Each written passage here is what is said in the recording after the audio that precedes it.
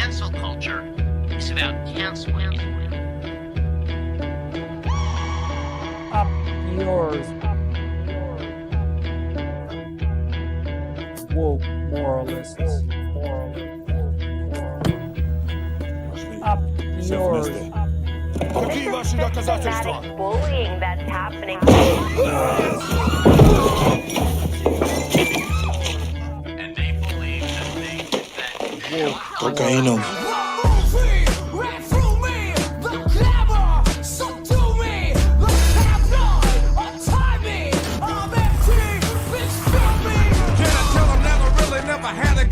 But it's the wax that the Terminator X spun. Now they got me in a cell cause my records ain't sell. Cause a brother like me said, well, it's one like this, immaculate conception. I transform like this, perform like this, which yells you a new weapon. I don't contemplate, I meditate, then off your head. This that puts against the bed. This that I got realness, I just push, cause it's in my DNA. I got millions, I got riches building in my DNA. I got junk, I got evil that rot inside my DNA. I got off, I got trouble, some heart inside my DNA. They seem animalistic is what I mean. No, they're worse than animals. The woke mob, they ruin everything. They stopped Ben Shapiro from going to events and speaking. They stopped Ann Coulter from doing it. I will never surrender even a single inch of ground to a pitchfork mob. You never cave to the mob. We will never bow to the mob. Ever. No matter what. Do you see the final expression of cancel culture in terrorist groups like We'll see who cancels who. They want you to comply. Hey. Oh my god, everyone's here on time. Well, not everyone. Almost everyone. Well, yeah, you guys get one. If we all were to show up on time, it would rip a hole in the space-time continuum. It's just not something that is supposed to happen. Right. I feel like I can only take a week off, and then I kind of miss you guys. I don't really miss working. I don't miss talking about politics. I don't miss talking generally. But I do miss talking or seeing or hearing you people talk to me. So it's good to be back. Yeah, I personally only like talking about politics, and I don't like hearing from you all or seeing your faces. So I'm just kidding. No, like of course I love you all. No. Yeah, how are we all doing? I know that there's a lot happening. We hanging in there, folks? Yeah. I mean, I'm Canadian, so I'm okay for now.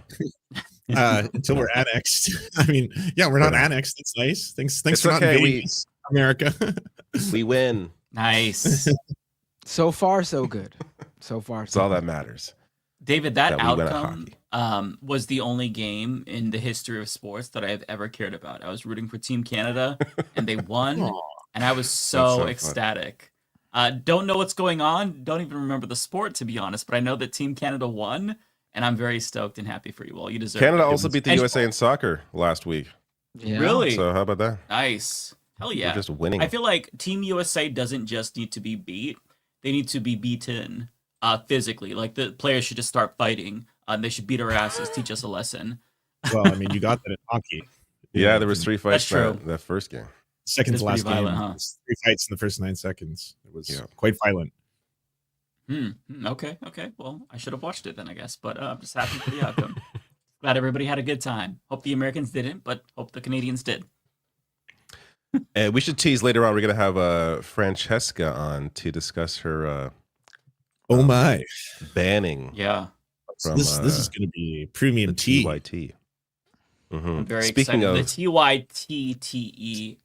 She'll be joining us in like 30 minutes. Yeah. Nice.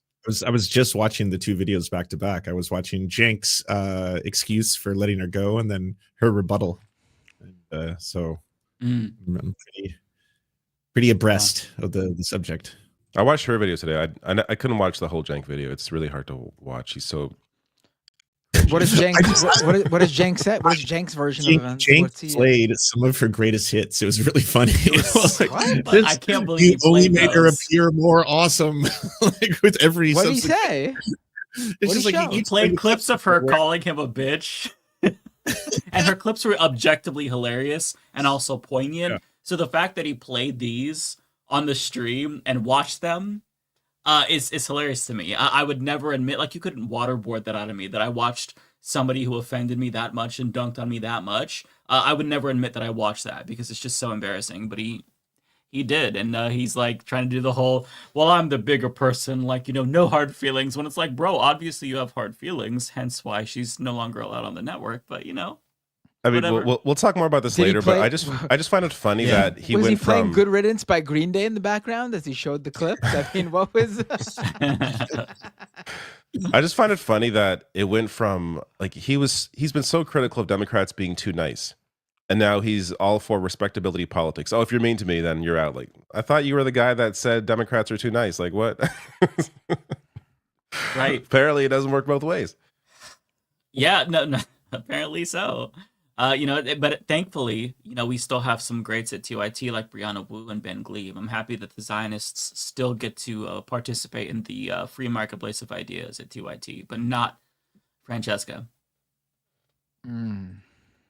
It's just bringing on Dr. Phil for me. Like, that man is actually psychotic, and then there's multiple dimensions of the psychosis that he's going through. He's like an onion of just like multiple layers of just whackness coming out of him. And it's like, you bring him on to talk about, I don't even care. You're bringing him on to talk. It's like the equivalent of bringing on Dr. Oz. Huh? Did you watch it? I haven't seen it. Did he like ask him at all about why did you go on ICE, Gestapo missions? And that was really cruel to do. Like, no, what beer does he drink though? That's what I want to know about. I want to know, is he a Molson Canadian kind of guy? Is that what they talked about? Miller Lite?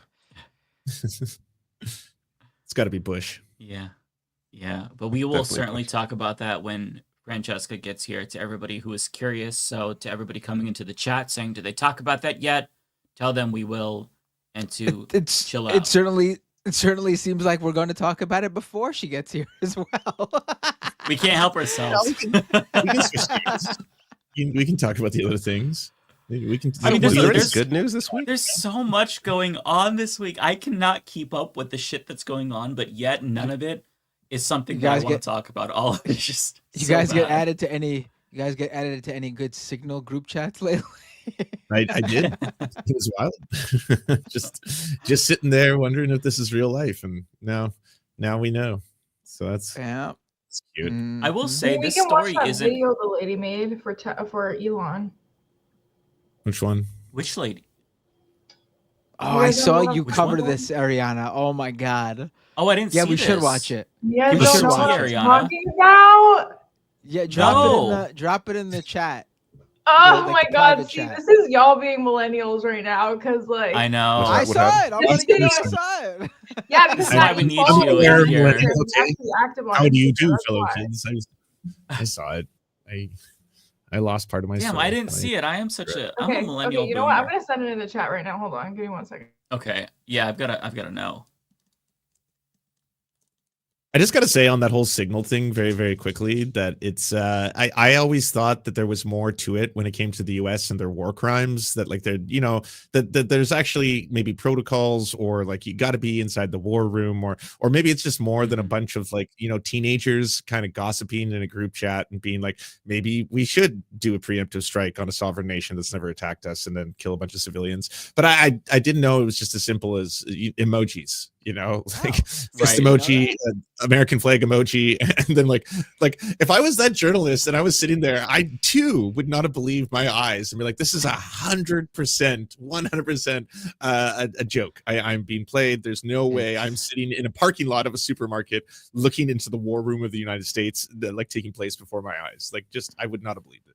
And the context of the emojis is what really got me, where they're responding with an American flag emoji and I believe a fire emoji, if I'm remembering correctly, in response to them confirming that a residential building was bombed, which for those who you probably already know, but if you didn't, it's a war crime to do that. I know that like saying something is a war crime feels so useless at this point after seeing a genocide for 17 months and seeing so many war crimes that this country has committed, but nonetheless, it's still a war crime. Bombing them without the approval of Congress in and of itself, not constitutional. Again, that feels useless too. Like saying something is unconstitutional in this era feels like saying, I don't know, the Earth is a sphere, although that could be controversial, so maybe that's not the best analogy. It just feels meaningless, you know? I do want to be clear. There was this video of Kamala that came out when she was in an interview, and she was talking about how she couldn't be in her family group chats anymore because of like security and how many security walls they had put on her personal phone and her work phone. So I don't listen, I'm Middle Eastern. Like, I think we bomb whoever we want whenever we want. I'm not negating that. I just feel like this Signal group chat, like just adding whoever, no checks and balances, texting about who to bomb and then they bomb them. I think this is more like Trump administration. Oh yeah.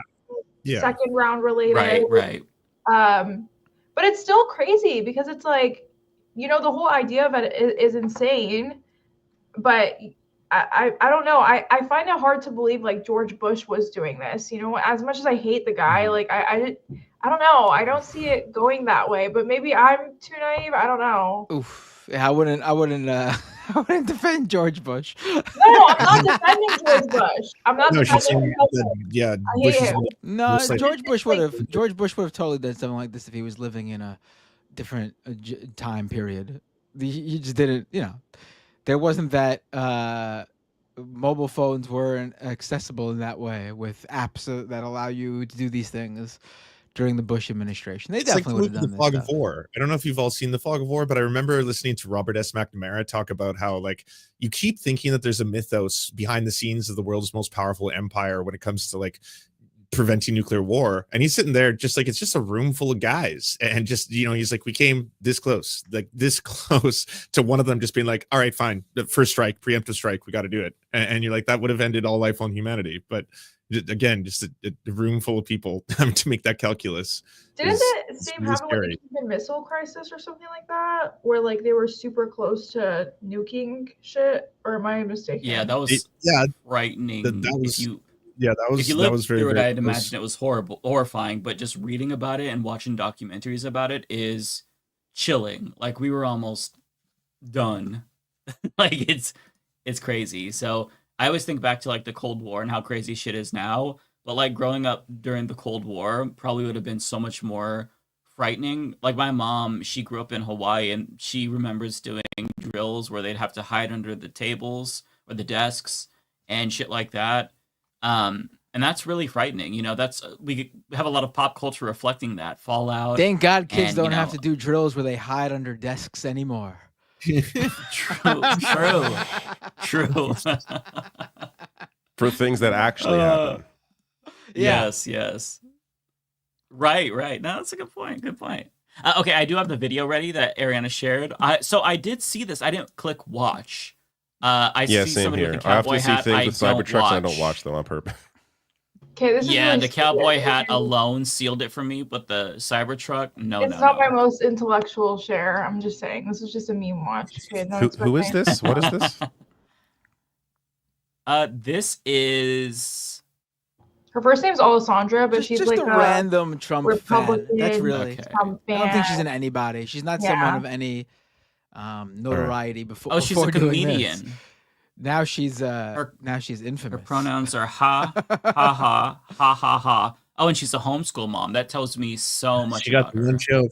Nice. Wow. Okay. Well, take it away. I mean, I feel like that opening scene of her holding a microphone in the back of Gave the us cars that drive so fast, made rockets built to blast. Thank you, Elon Musk. Is this supposed to be a joke? I mean, she's a comedian. I feel like this has to. Maybe He it's took over Twitter's reign. He saved free speech for all, eliminating Her lip syncing is so bad for her own song. It honestly sounds like AI. SpaceX flies, Tesla self-drive, Starlink beams with laser dreams. He's got a master plan for our lives. Let's occupy Mars. Let's occupy Mars. And making kids to keep mankind alive. Neuralink is on the way.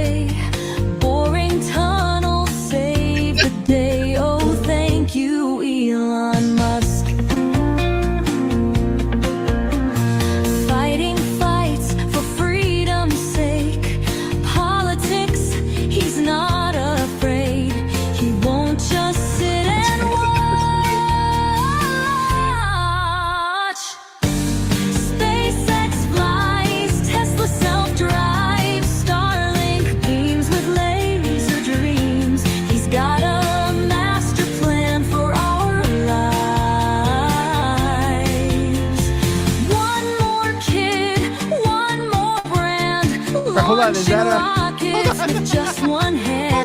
Wait, like the one more kid Elon line? kid? Is that her like telling Elon Musk like?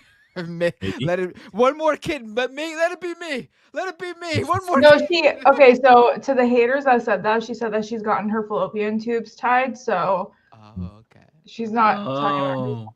She's talking about Elon having another kid. But she's casting for other people.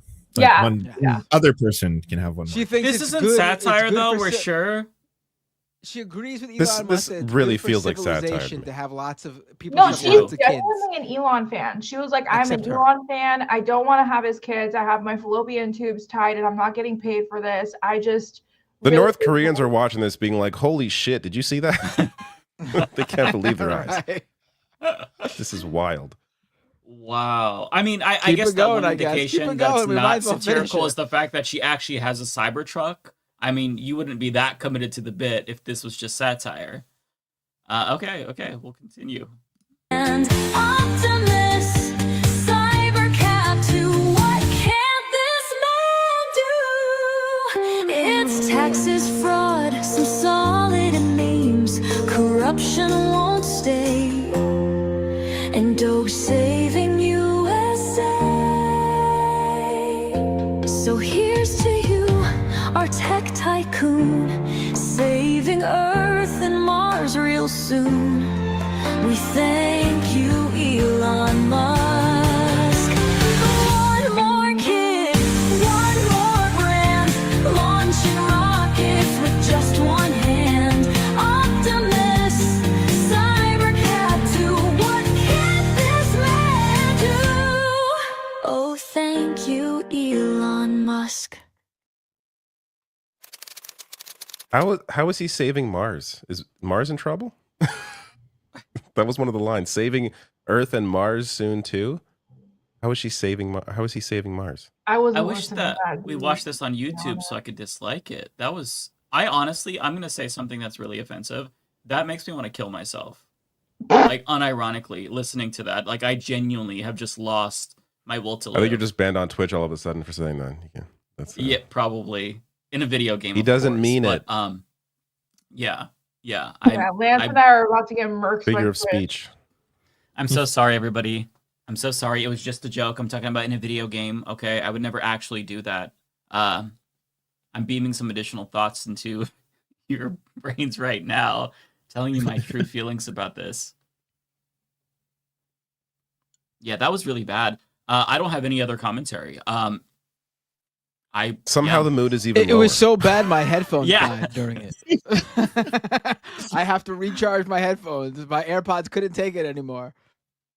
If it was satire, I'd be like, okay, that's not the best satire, but you know, Little I get on- what you're doing.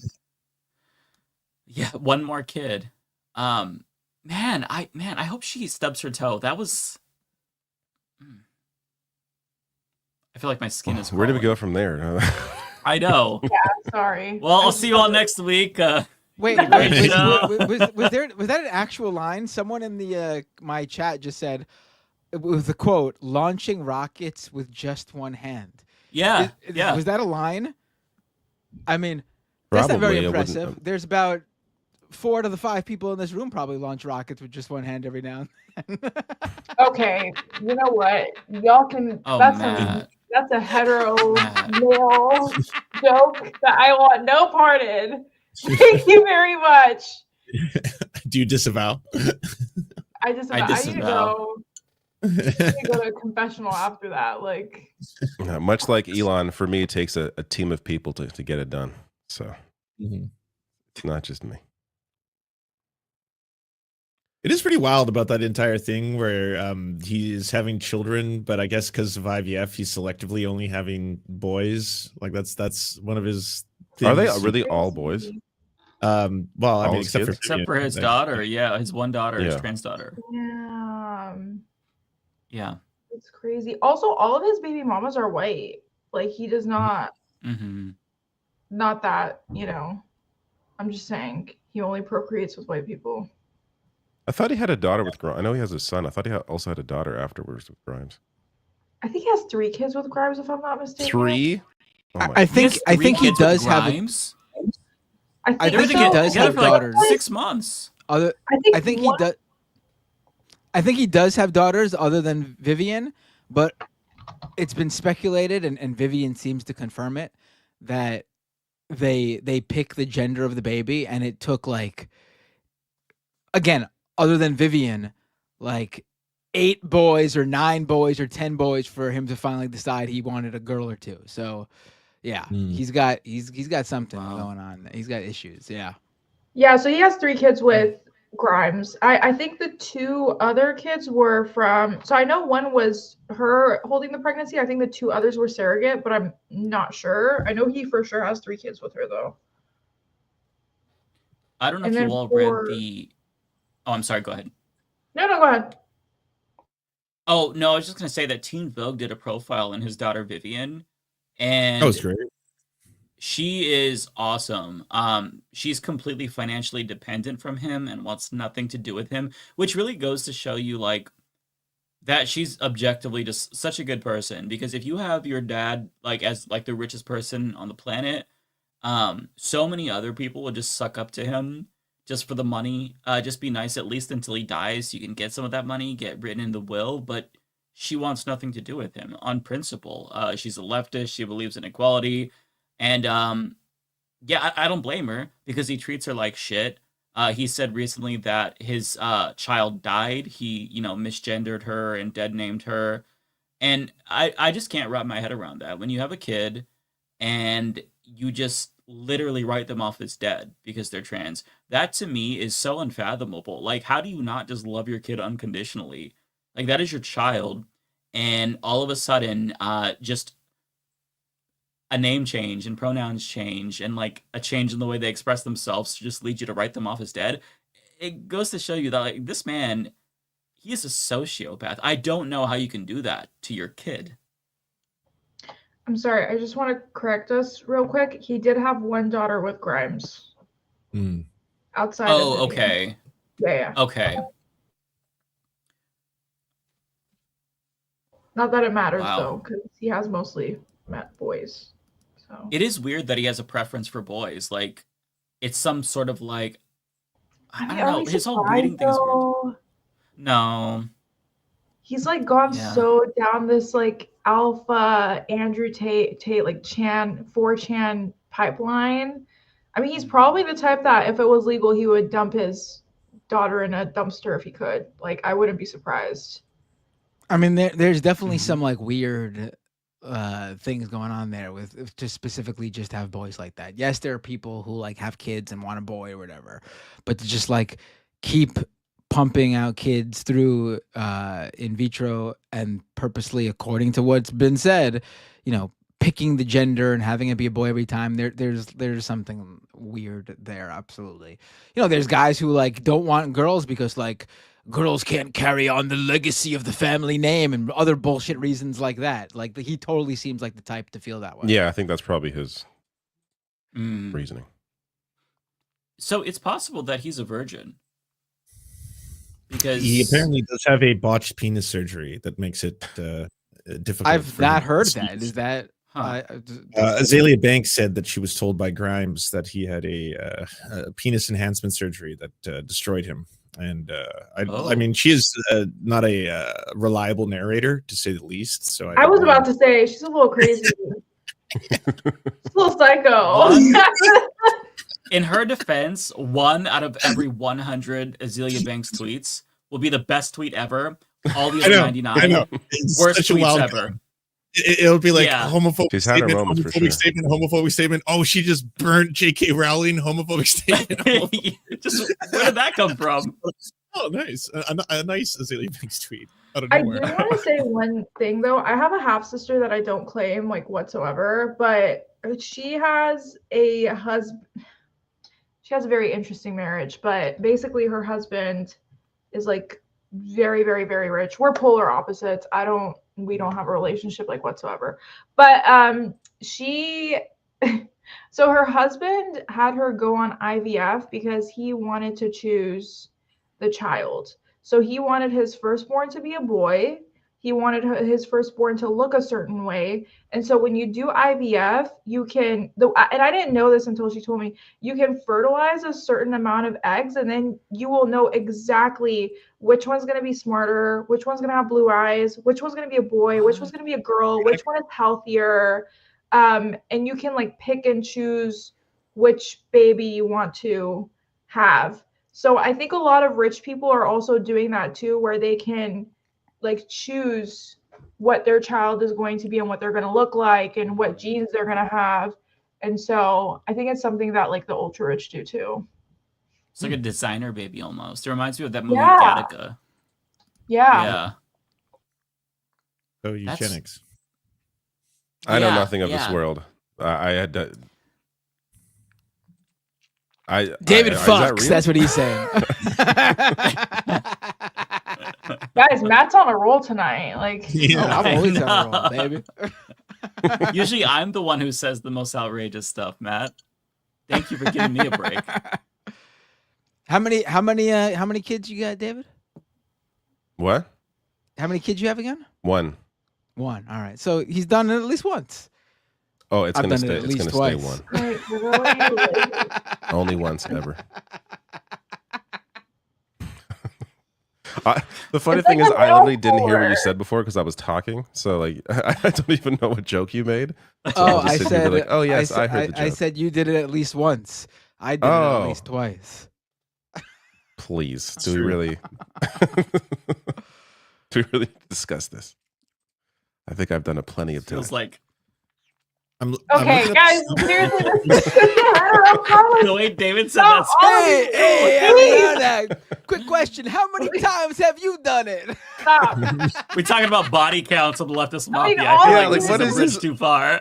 What is this topic that we have brought into this There's too much podcast? testosterone tonight. Like, Hey, welcome to Leftist Mafia. Check your misogyny at the door tonight. We are talking about how many times we've had sex, baby. Poor Ariana. Poor viewers. I'm sorry, everybody. There's a Snopes article on the botched penis thing, but they seem inconclusive on it. Just that it's an internet rumor with no definitive proof yet. Azalea Banks being the biggest name to claim it to be true. I mean, that's the great thing about outrageous claims, because he can't come out and say he that's not true, because it'll be like, oh, it is true. Right. We don't. Yeah. Why? What But else he's would you also not discuss it? denied it? Which that's Yeah. suspicious. he has a lot of money though. Like, how? Like, who did he go to end up with a botched penis? I What's don't know. what's crazy is What that is this he got his he got the hair plugs going on, and they're really good. They're probably the best Those hair look job great, I've yeah. seen. Yeah. Right. It's crazy. A lot of You look at a hair. picture of what he looked like, and then the hair he's got now. That's amazing. That's incredible. It's probably the best thing he's ever done. I Get just those. wondered. Put SpaceX and Tesla. All those are child's play compared to that hair job he's got done on that head of his. It's because So, he had no I mean, I role don't in it. know. Someone else did it, so it's actually good. Yeah. Once he touches something, Yeah. it falls to shit. Wasn't there the whole thing that happened where allegedly Grimes and Elon locked Azalea Banks into a room and they were doing like LSD or something like that, and they were trying to coerce her to have a threesome with them, and she was locked in the room for like 3 days with them? I vaguely remember this, but I don't want to speak What? authoritatively on it. Yeah, I well- remember there being some Yeah. weird drama with those three. I've So never heard of I'm this. wondering if she said this to like just like spite and just be like, fuck this guy, like he got a botched penis, because I could totally see her doing that, allegedly, you know? Can we talk about something else? I don't want to talk Okay. about Yeah, Elon we Musk's should, because we got penis. our guest joining us right now. Oh, thank God. There you go. Let's Thank bring God up. I got out of that conversation. Let's talk about that dick. Francesca. Yeah, that's what we were Like, talking Say about. name it, actually. Francesca. Talk about that dick. Dude, why do they all have weird dicks though? Was it Harvey Weinstein was weird. I don't want to talk Trump about it. Hi, with the Ariana. I don't think Yeah. we've met. What's up? Hi, we follow each other on Instagram, but it's nice to meet you We formally. do. Nice to meet you. Love your work. Look good to Me be too. on with all you guys. Happy Great to to have have you you on, here. Francesca. Yay. What a day. Yeah. Been So, fun. what's life been like for you? Any new big news? Yeah, let's just regarding jump right anything? into it. Let's Life not even give changes. a minute. I mean, I guess this is kind of the thing. There's way too much. if I were a flagship, progressive news network on a day where, I don't know, a student was disappeared off the streets, and I just would never lead off my show with a 20-minute takedown of a contributor, and why I don't want her on my network anymore because she mean to me. Like, that just doesn't seem like a priority. And so Francesca, that's why you don't run the #1 progressive news web platform on the internet. Yeah. I mean, let's be real. The video is kind of Polymarket Studios, of course. The video is crushing it for them. I did, issue a response. If people want to go check that out, youtube.com/FrannyFio. I watched it. It was good. Thanks, man. Some good info in there. Thanks. I mean, it was, just some personal stuff that needed to be said just to give full context. But like, the reality is, after I interviewed Cenk in December and kind of had a frank conversation about like, hey, why are you going on, Charlie Kirk and PBD and Tim Pool and not really pushing back or trying to, actually score any points for our side. No one invited me back on the main show. I was never invited back on the main show since December. And so tacitly, it was clear that I was not going to be invited back. Then when I put out my little Curb Your Enthusiasm video that sort of pointed out that Cenk laughed in my face about there being detention camps, and of course, lo and behold, Gitmo is opened to, Venezuelan migrants, alleged gang members, which honestly, TYT's coverage has very much contributed to the hysteria around, sadly.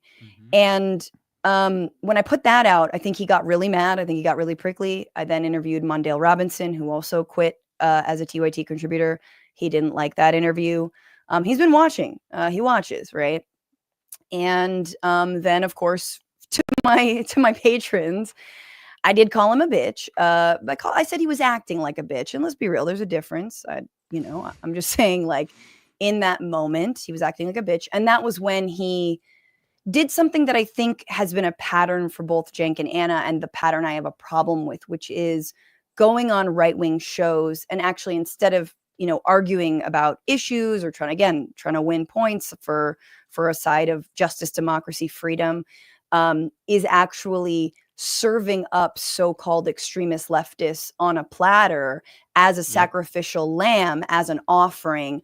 Look at this crazy person who said that trans athletes can participate in, whatever, Olympic sports.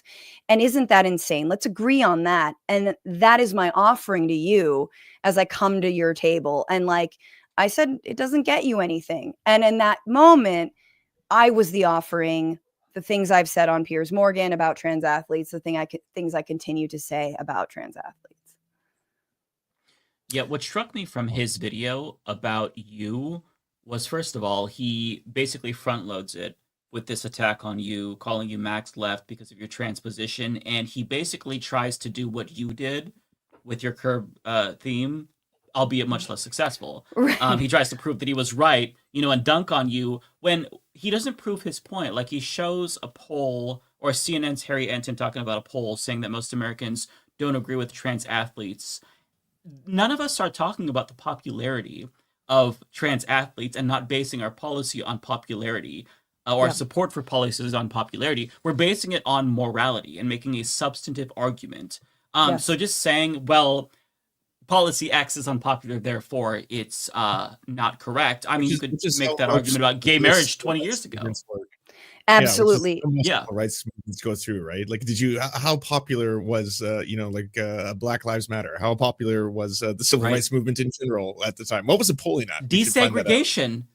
That was very unpopular.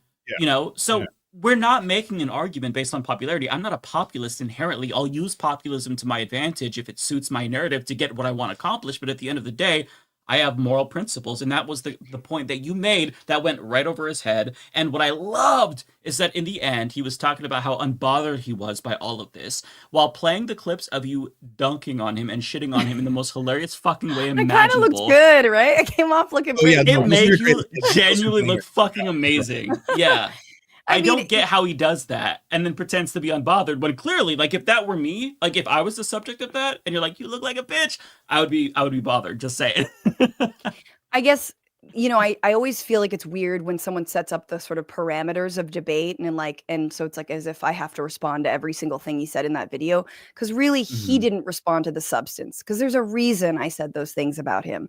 There's a reason I said, I don't know if you're smart and I don't know who your mentors are. I don't know if you know your political histories of struggle. I don't know if you care about that. I don't know if you care about civil rights to the point about, same-sex marriage, or interracial marriage. These were things that were also not popular. So I'm not really sure what your touchstones are.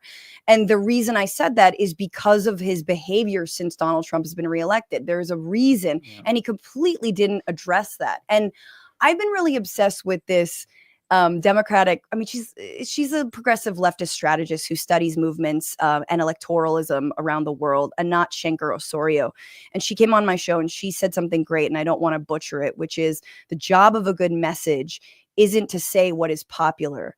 It's to make popular what needs to be said. And what needs to be said is things like trans people are people, and you should not, if you bar people on just any kind of legal framework from certain aspects of life, that creates a slippery slope, a permission structure, even a legal structure to take away rights from other groups of people. Trans issues are absolutely a trial balloon on authoritarianism. And Mara Jones was on my show the other day. She said exactly that. I mean, so it's like, these are the things that I don't think he gets, and I don't think he cares to get. But of course, you guys, we're all the max left, all right? And we are all very biased. And all y'all have tangled with him before too. And I literally asked him when I talked to him on my show in December, I was like, so like, what shows do you like? Like, which leftist do you even support? And he said nice. He was like, like Mike Figueredo, and even though I'm like, have you heard anything Mike's been saying? Like, listen to him, right? Just feels on you. Yeah. And then he said, I like Kyle. And I know Kyle hasn't gone super negative, but has massive critiques. And Crystal Ball's interview with Cenk was mostly Crystal going, okay, like she held her tongue, but like, so it's just like, it sucks, but for us, for you guys who do this every week, it's like so great because it's sort of like, all right, here is someone who is, alienated their former allies. And we in this moment, I mean, we should be forming unions for content creators. Yeah. We should be fucking ready when Google comes at us for speaking out about Palestine, which they will. Which they will, for speaking about trans rights. Like, we need to get prepared right now. And sadly, one of the biggest, blue bubbles on the Media Matters map, isn't with us on this. Mm-hmm. That's what makes it sad to me, because I watched TYT for a very long time. Back when I first started college, getting into politics, like I wrote papers on new media citing TYT.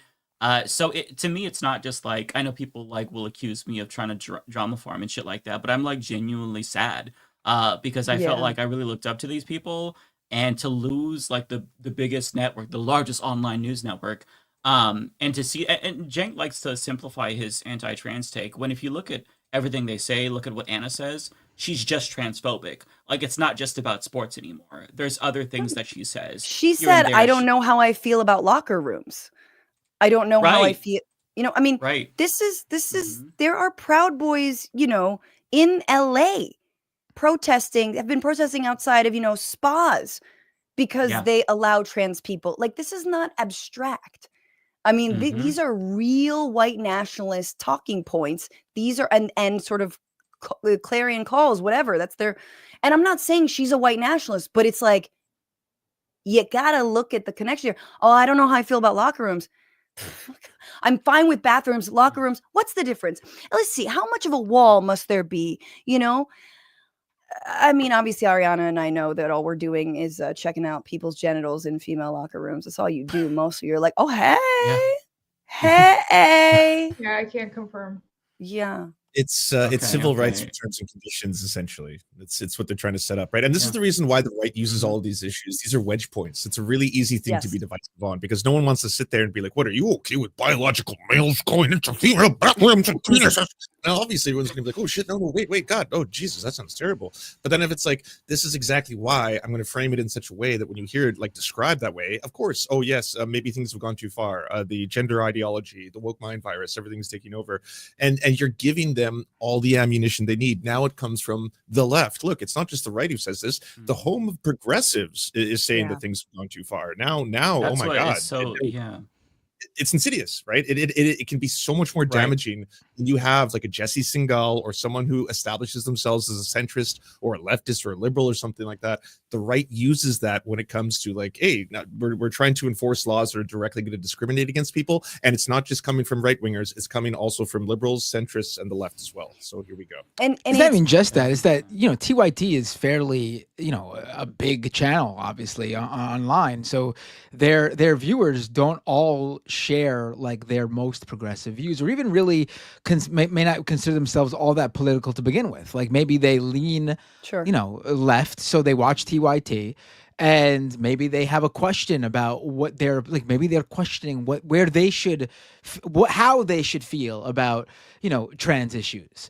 And what TYT says will be highly influential to them. And what they're getting from TYT is, hey, you can still feel like you're progressive on other issues, and it's okay to be anti-trans rights on all these others, and that's a cool ideology to have. And speaking that's of what people are taking away from it. Yeah. No, and I think that speaking of those other issues is actually kind of where I have even some of the biggest problems, especially with Anna's coverage. And in my video, I sort of explain that, you know, specifically on the LA wildfires, taking, you know, a 10-15 minute segment to put the face of this undocumented mentally ill man who was like citizens arrested by people, you know, in West LA for trying to start a fire that had nothing to do with the Palisades fire or the Altadena fires, right? Like nothing to do with it. Plasters his face like we're doing straight up like local news psycho propaganda, right? And then same with the Tren de Aragua stuff in, you know, Aurora, Colorado. Anna swears and stands by her coverage that they were all overrun. And you're like, this is so dangerous, man.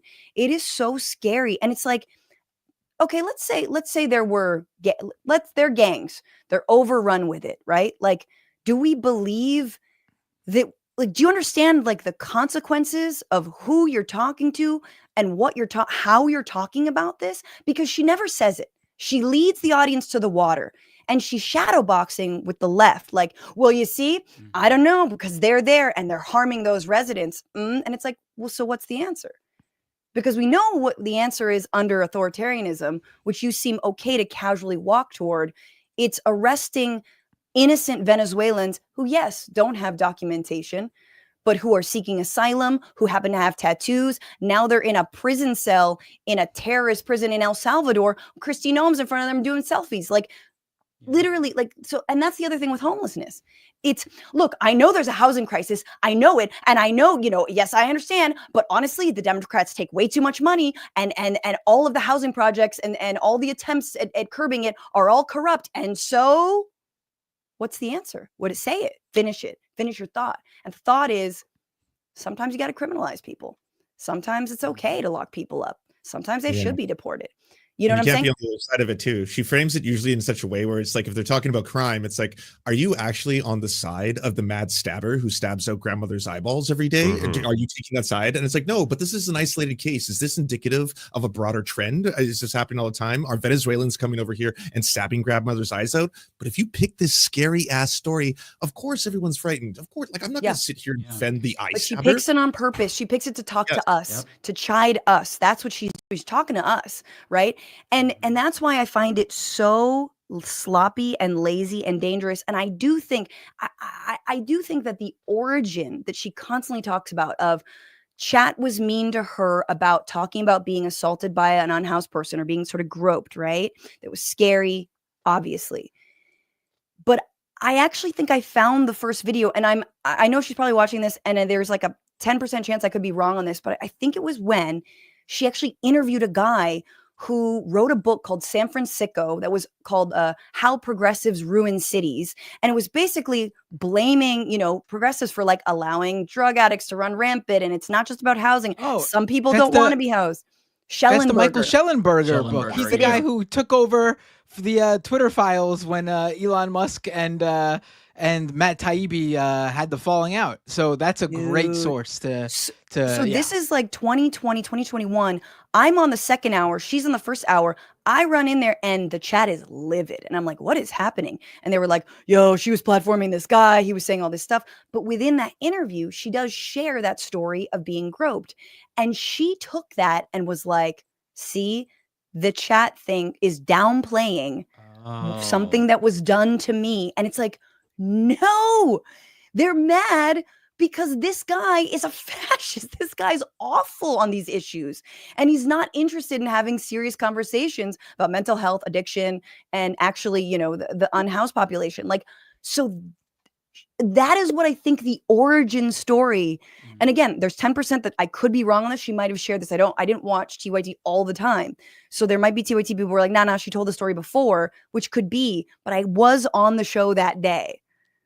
It's just wild, of course. Yeah, I was always curious about that because I've heard her say that before about how the left made fun of her for telling her story, which, I mean, I didn't know if somebody had done that. And if any leftist had done that, then I unequivocally obviously denounced that. I think that's terrible to downplay what she went through and minimize it. So I never knew what she was referring to with that. And a lot of it seems to be them just like saying, like Cenk often brings up how he was called a Nazi. And it's like, I don't know who's calling you a Nazi. Is it Lance that you're insinuating called you a Nazi? Is it Matt? They are clearly shadow boxing a lot of the time, and they're arguing against straw men. And I feel like they're being purposefully obtuse specifically because the same things we are arguing at them are what they argued at us. I mean, 6 months before Anna Kasperi made her famous birthing person tweet, she was making that same argument, right? She was talking about how Professor Kiara Bridges and Josh Hawley were going toe-to-toe because she said person with the capacity for pregnancy, and he started to attack her for that, woke language or whatever. It's been a while, so my memory is a little bit foggy. Yeah. And she was talking about how he was just using that as a distraction. Trans people are not your enemy. And a few months later, all of a sudden, I guess that it's not a distraction. And using that kind of language is woke and it's bad or whatever. Not to like put words in her mouth. I don't want to strawman her after accusing her of strawmanning us, but like it's just they've all done this 180, her and Cenk in particular, and it's frustrating that all of a sudden, we've gotten to this point where Francesca is beyond the pale, Sam Cedar's beyond the pale, Lance is beyond the pale. Who's not beyond the pale? Sam Cedar's the ultimate grifter, according to Brianna Wu. Ultimate grifter, Sam Cedar. Yeah. Brianna Wu, Ben Glebe. I mean, they're fine. They can participate in the marketplace of ideas. Platforming Ben Glebe is truly like, it's like platforming a Nazi. I'm very It's genocide apologia, straight up. I'm very confident in saying that. Like, you cannot, and they get clicks and that's whatever, but like, it's straight trash that comes out of his mouth. Absolute garbage, absolute lies. He's also presenting. It's not like he's just coming in and be like, hey, what do you think? We know you're very, Zionist, whatever. He's actually presenting stories about Gaza. And, Anna, oh, how dare you have us censor somebody? And it's like, the last thing I'll say on this is like, I've always been open to debate. I've always wanted to have debate. In fact, about a year ago, maybe a year and a half ago, around the trans athletes issue, I told Cenk called me and he was like, hey, just, like TYT show, the main flagship show, we're going to be more like, he didn't say moderates, but like mainstream progressives. We're going to do like mainstream. Right. I'm like, cool, centrism. Okay. And then because that's what they are and they don't, it's fine to be a centrist. It's okay. It's okay to be a centrist. I don't like you. I don't like your politics, but anyway. But then I floated to him. I was like, why don't we just have a debate? I think the audience would love it. You and Anna, me and John will talk about it. We'll hash it out. I think folks will be never like, no.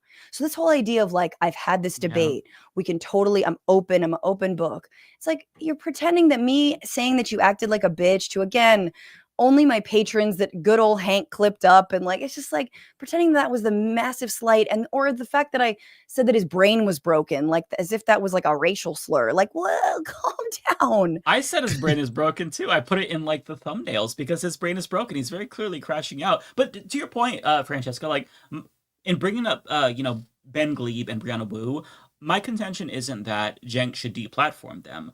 But what I'm saying is that I feel like it is disingenuous to platform them and debate them, but you won't offer that same thing to Francesca or Sam Cedar. You'll talk to right-wing fascists like Charlie Kirk, an explicit racist white supremacist, but yet you won't have that same conversation with Sam Cedar. That's what's so frustrating to me, is because the energy that they save for the left, like the vitriol that they refer to the left with on a daily basis, like that's not there for the Zionists. Well, unless he's on Piers Morgan, then he does do a great job. It's not there though for for anyone but the left. Like it no, and I told him that privately.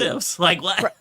So privately, before I asked Cenk to come on to have the debate, I privately called him and I said the exact same thing. And I was like, "You seem to have so much grace for some people on the right." And I just wish you would extend that same grace to people who were once your allies, who were on your network, who really want, whatever, our side to win, for justice, democracy to prevail. And he's like, nah. Because again, we're talking about a really thin-skinned person. Like, it sucks, but he is. And it's just like, that can't be your guy. You know what I'm saying? Like someone who's like, like, it's just like all I'm saying is like, can you reserve some grace for people who agree with you on 98% of other issues?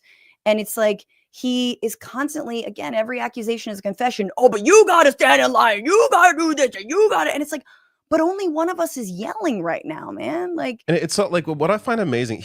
For years, he's talked about how Democrats are too nice. They got to fight harder. You got to fight. Don't be afraid to fight. And when somebody fights him and challenges him, that's too mean. You can't do that. No, we got to have a beer together. Like, what the? I thought you were the guy that's all about fighting, like about fighting for what you believe in.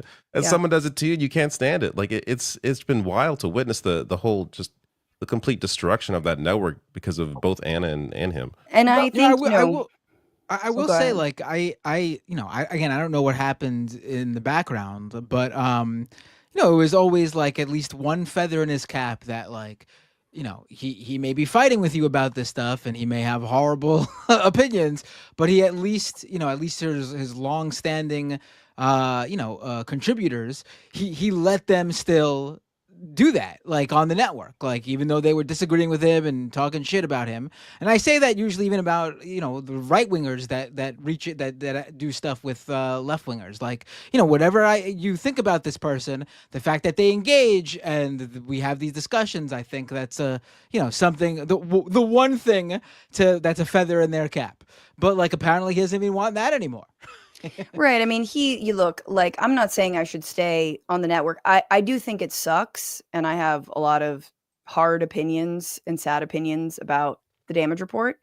But I think it sucks because while they weren't going to book me anymore, and I knew that tacitly on the main show, John and I are good friends and I go on there every week. And he has since been barred. And so has Dr. Rashad Ritchie been barred from having me on Damage Report or Indisputable, which is really sad. And I do think it kind of speaks to the work culture that John does not feel comfortable in saying, this is my show and I would like to book who I would like to book. And I do think there is a general lack of respect for the people and autonomy for the people who actually make Cenk and the network a lot of money. And you know what? The other thing is, it's not that much money. I know that they have a lot of people to pay. I understand that. But then, like what, like, you know what I'm saying? Like, scale back if you need to scale back. You know what I'm saying? Like, if you need, like, it's just like, that's not a reason to have poor workplace practices. If anything, you'd have more buy-in when you give people more freedom. You'd have people working harder for you. But again, I also know that they consistently deny, and I said this in my video, deny people bonuses. when they're making hella money for them. And it's like, nah, not enough. And it's just like, he's cheap. I'm sorry. He's cheap. And the other thing is like, I got paid for my appearances, not a lot, but I got paid. I relied on that income for a while. And I remember when I got paid, the head of programming told me, don't tell anybody that you're getting paid. Right. So something to know. I was on there a few times, never got paid. Not that I expected to, but right. Yeah, I didn't expect to, because I was just a contributor to a power panel. So it's like, I'm getting on a bigger. Sure, but if you're consistently going on, I was on the main show like the first hour a few times.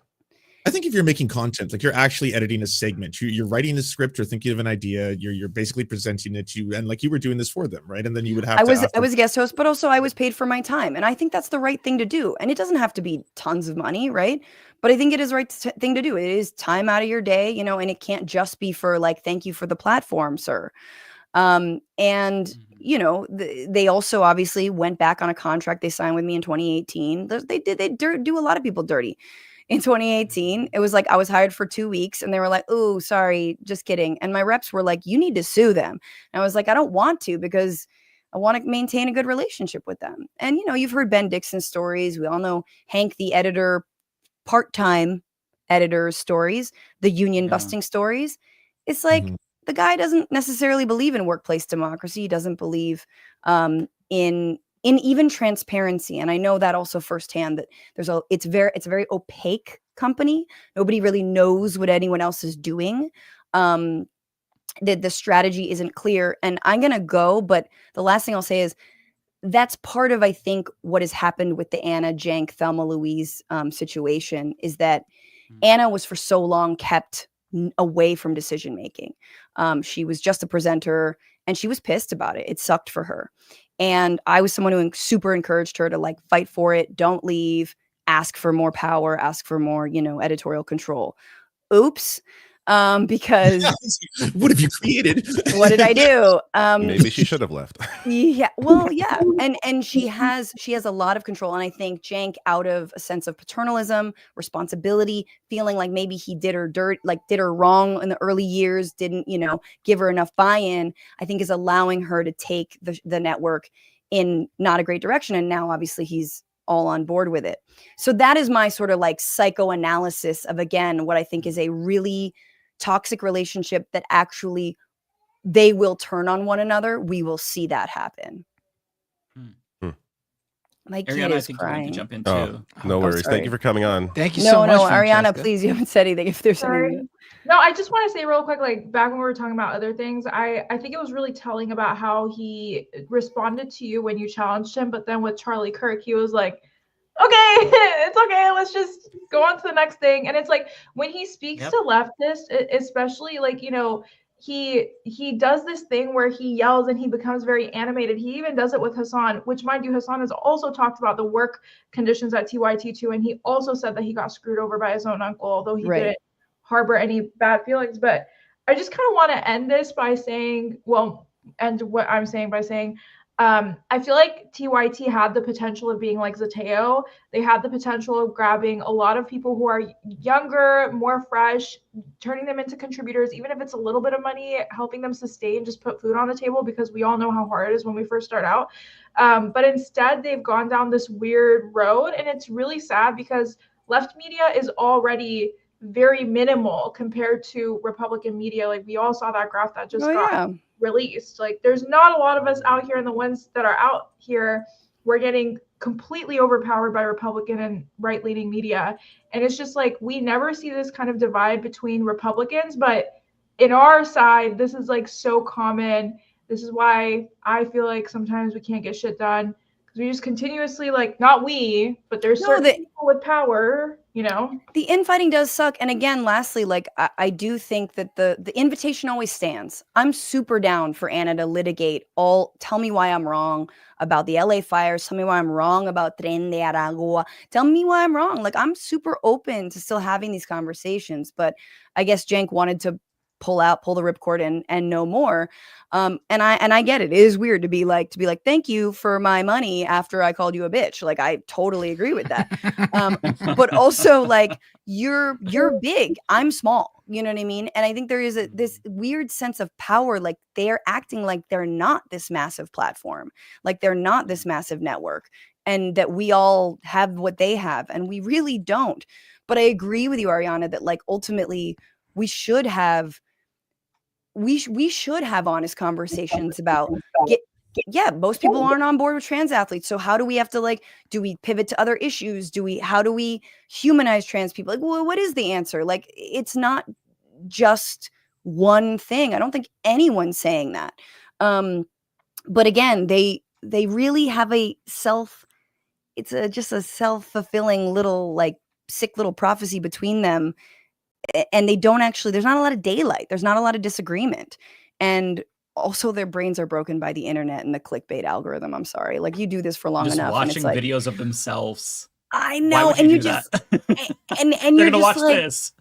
yeah. And like, you know, you can tell when they go to the RNC and like Rudy Giuliani comes on and, you know, it's like, hello, you know, and it's like, they're super softballing him, you know, and then Charlie Kirk stops by and you're like, oh yeah, these are just like characters. These are all just caricatures, right? Like, this is not real. And I really would hate to ever be that kind of content creator that, like, none of this is real. I'm just kind of a caricature.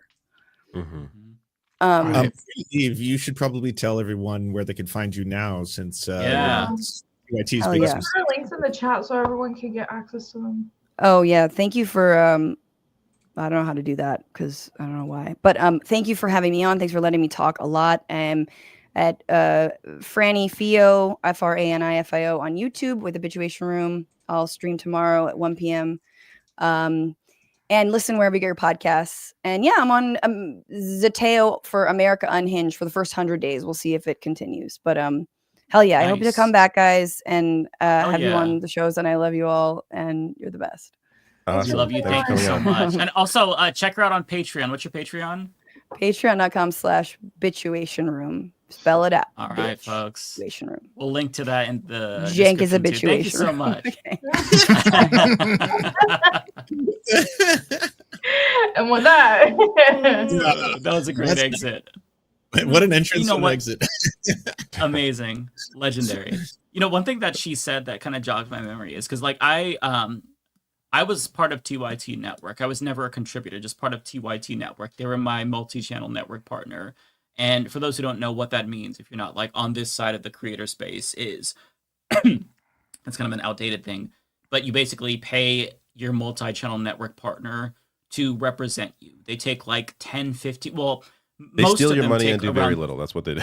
Yeah, they usually they take around 30%. TYT compared to other MCNs, much better. They take around 10 to 15%. And then they represent you in the event there's a copyright claim or something. They have their inside sources at YouTube work with you. And the person who runs TYT's MCN is phenomenal. Excellent person. Very, very good. One thing that is alarming that I noticed when I was a network partner is that when they distribute the payments, when they give you back your money, the payments are very inconsistent. Like, it's not just every month on a certain day. Sometimes you don't get paid that month. The next month you get 2 payments. And some creators, I will not name them, this is not my story to tell, but they would be worried about making bills and paying rent because they just, we don't know when the paycheck's going to come. So that is something that is extremely unprofessional. And I never raised this to them when I was there, but it would bother me that, like, you would go months, not months, I should say. I don't think we went more than like 2 months, but like sometimes you just wouldn't get paid in a month. That's not very good because some of these creators that were on the network, now there's not much, but they were living paycheck to paycheck basically. And you have to give people the money when YouTube distributes that money to you. It's their money. They're paying you to represent them. So that's one thing that I think that, you know, having that be my experience, I know that everything else everybody is saying is absolutely legitimate because it checks out just with my limited experience. If me in this position as a network partner outside of the network sees the fuckery, then I know that people's like stories, Mondare's story, Ben Dixon, Francesca, Hanks, it checks out. I did not know that. Interesting. Yeah, I had a similar. So I was partnered with them on Facebook for a while because I was not able to monetize my channel in Canada. But like, so Facebook didn't have monetization yet in Canada when I started, but I was able to do it through them since they were an American company, obviously. So yeah, I had the same experience. But like, luckily, I didn't depend on Facebook. Like, all the Facebook money was like just kind of added to me. YouTube was always my focus, and that my YouTube always stayed like just I never had an MCN for that. But yeah, it was the same thing. It was like 1 month there'd be nothing, next month there'd be two. Again, didn't bother me, but I could totally see people that depended on those checks, that being an issue for sure. But yeah, the people, like, it's so bizarre. The people that I've had worked with there, like as you said, Mike, fantastic. Aaron's fantastic. Great guy. You know, I've been on JR's show, fantastic person. John, same thing. And to be fair, Jenk and Anna as well. When I was on their shows, like, this is back when they hadn't gone nuts yet. Both fantastic, very welcoming, great people. I had a great conversation with Anna during the whole trucker convoy thing that was happening in Canada. And then it was shortly after then is when things started to turn, and they'd invited me on the show, and I was like, I'm good. I don't need to come on. Oh, they did invite you since then. Oh yeah, since I remember that. I don't think they had gone full. Like the last invite I got was probably like a year and a half ago, like maybe 2 years ago. Oh, okay. But no, it was actually the last invite was shortly after they started doing the anti-trans stuff, and I'm like, I'm not coming on the show. Like I'm good. Yeah, but it's just been sad to see the wasted potential with that network, because you know, as mentioned before, Zateo, what they're doing now is like that's what TYT could be doing. Like Mehdi Hassan is doing great things with that network. You know, I've watched a few of their live streams, and I don't know what's going on with the Young Turks. Like, it's very depressing. It is. I don't know. I feel like TYT was kind of, for me, it was a dream. Like, I was like, oh my God, like, I can't wait until one day, like, I get maybe picked up by TYT and I become a contributor. And then everything started happening and all the contributors started dropping like hot potatoes. Wait, what, Lance? I was like, instead you got picked up by the leftist mafia. Yeah, that's great. Even better. Were you the were you connected with them? TYT. The team knew TYT. Were you, I don't know, were you one of those Twitch streamers who were connected to them, or no? No, I know there were a bunch of Twitch streamers who did, like, you know. Yeah, there was Ben, who's a trans woman, and there was Ravana. There were a lot of people that were connected to them, and they all Ravana, right? That's who. Yeah. I was confusing you with. There's so Ravana, many my great bad. people that still work there, Just like lost John and Dr. Rashad Ritchie. Like it. Well, I don't. It makes me sad. Talking about John, I don't know. I love John. He's cool. I just don't know how much longer he's gonna. You know what I mean? Like, You think he's gonna leave he soon? bounces and he's like, I'm out. Like in the next month or so. I don't know. Yeah, he has stayed consistent. Like he hasn't wavered. It's really been the two main hosts that have kind of just lost it. I was never a big TYT guy. I've never like I get their I've told this before. I get their importance and their stature as the earliest progressive YouTube channel, the most successful progressive YouTube channel. But I just it had no relevance. I have no connection to it. I did work for the Majority Report when they were under the TYT network on YouTube, and so I had worked with them like as one of their network channels, just for some like, you know, standard like YouTube procedures. And Aaron is great, but in terms of personally and how they affected my worldview and political leanings, not 1 inch, not 1 iota. They have never had any bearing on. They mean nothing to me. Honestly, I just think it was like, it's not even like, did they change our worldviews? Like, no, it was just the idea that like, okay, Cenk created this, like, you know, leftist kind of news network that kind of was like in the same structure as traditional media, but not entirely. And they were giving, you know, Twitch streamers and people who wanted to like make a name for themselves spaces. And like, you know, like David said, I'm echoing it now, they could have been the next Zateo. Like they had a lot of potential. I don't know. I still don't know what this is. Like I genuinely don't think it's a grift. I think this is what Cenk truly believes, and I don't think it's a grift. No, believes. Yeah, I think they truly because it's hurting them. Like if you check their YouTube views, they're not doing well generally. Like it's not like they're seeing all this right wing success now. Like it's not doing well for them. So they generally believe what they're spewing. And to be fair, like they still isn't to defend them, but like they still criticize Israel. Like there's still consistent positions in that sense. But it's just some of this wacky stuff with like homelessness and trans rights, where it's just like, what are you guys talking about? Like it's very reactionary in a very bizarre way that they were never before. But they became if it's the way you're describing it honestly sounds like they became the 30 Rock joke where there's the classic, oh, I'm fiscally conservative and socially liberal. They're the opposite. They're fiscally liberal and socially conservative now. Yeah. It actually is kind of like that. Yeah. True. The good news is that, there's more options now. When TYT was really big, there was them, Tom Hartman, Democracy Now! And then there were just like these smaller creators that were starting to emerge. Like David Pakman, Kyle Kalinske, like these individuals that were Mike doing it. Figueiredo. Nowadays there's I was like the second wave, I think. You and I came in like wave 2, David. You're before me. I remember like I watched TYT and I watched Kyle. I found Pakman when he did a takedown of who was it?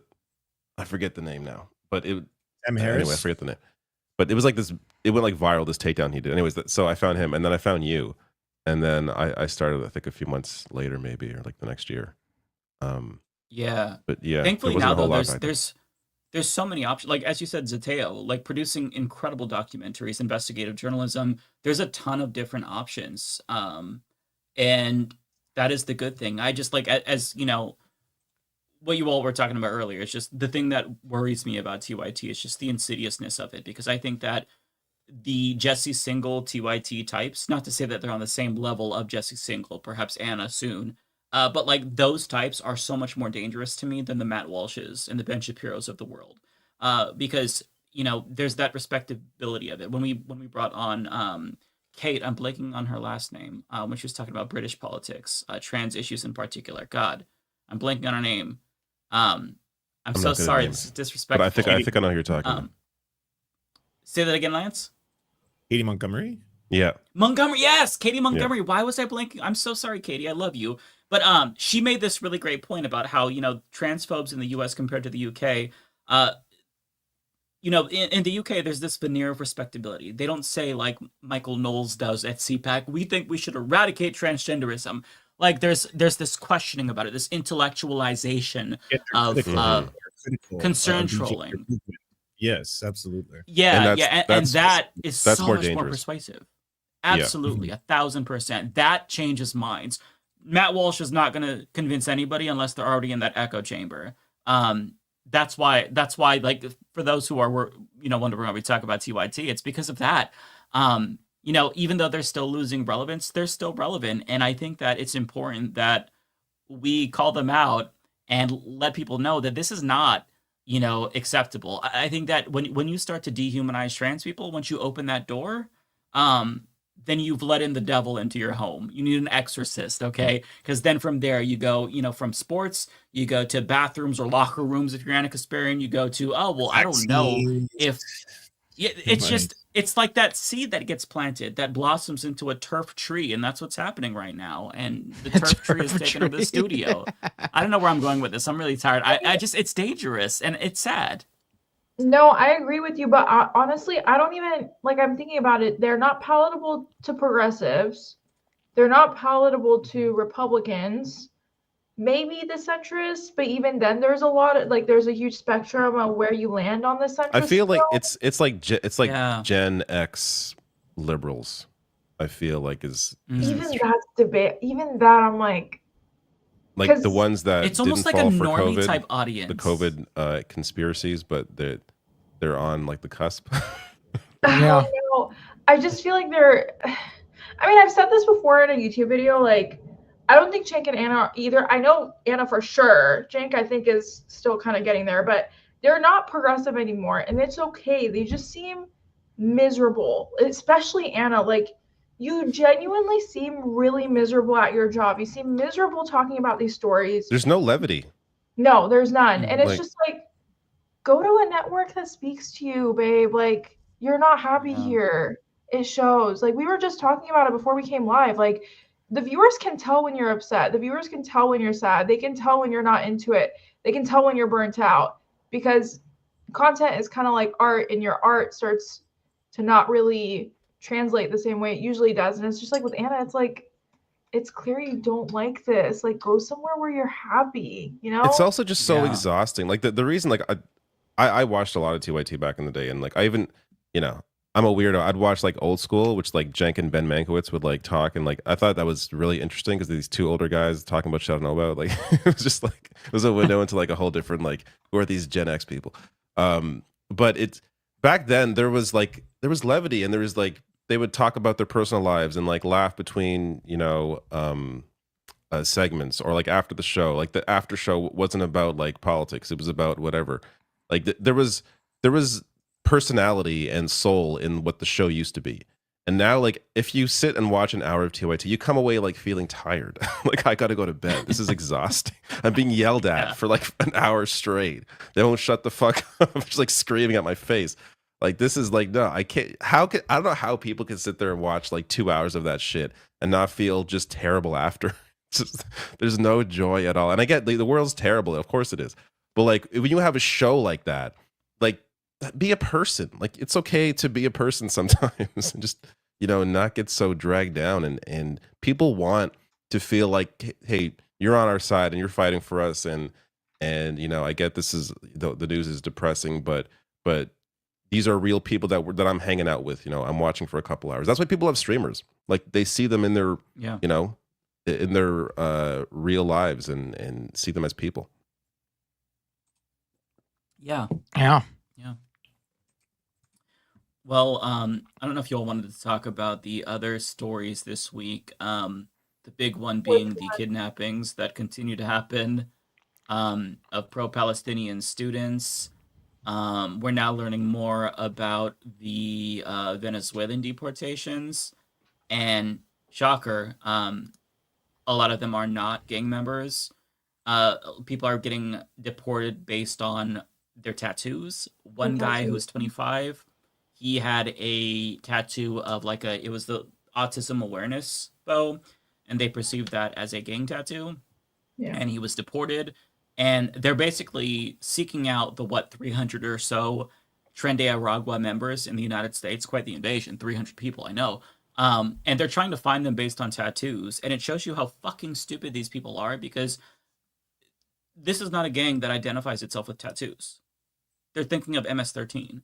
Tren de Aragua, you don't need a tattoo to be a member. So the fact that they're basing deportations on tattoos in and of itself is egregious. And the fact that there's no due process, and they're being shipped away to this gulag in El Salvador.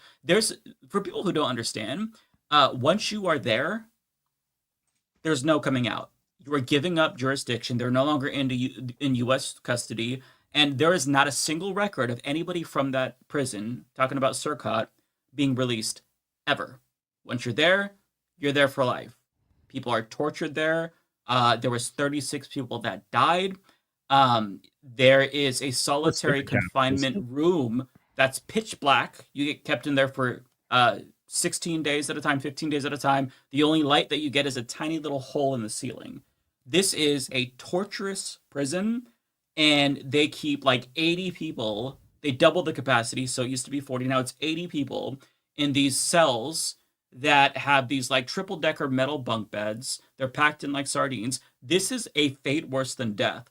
So the fact that you have people being shipped there that are legal residents or legally applied for asylum, a gay makeup artist, that they are never going to come out, this is awful. Like, I can't even like put it into words. The fact that people are getting disappeared, students, there was a Turkish student, I can't remember her name, Rumeysa, like Mahmoud Khalil, now all of a sudden she's in a Louisiana detention facility.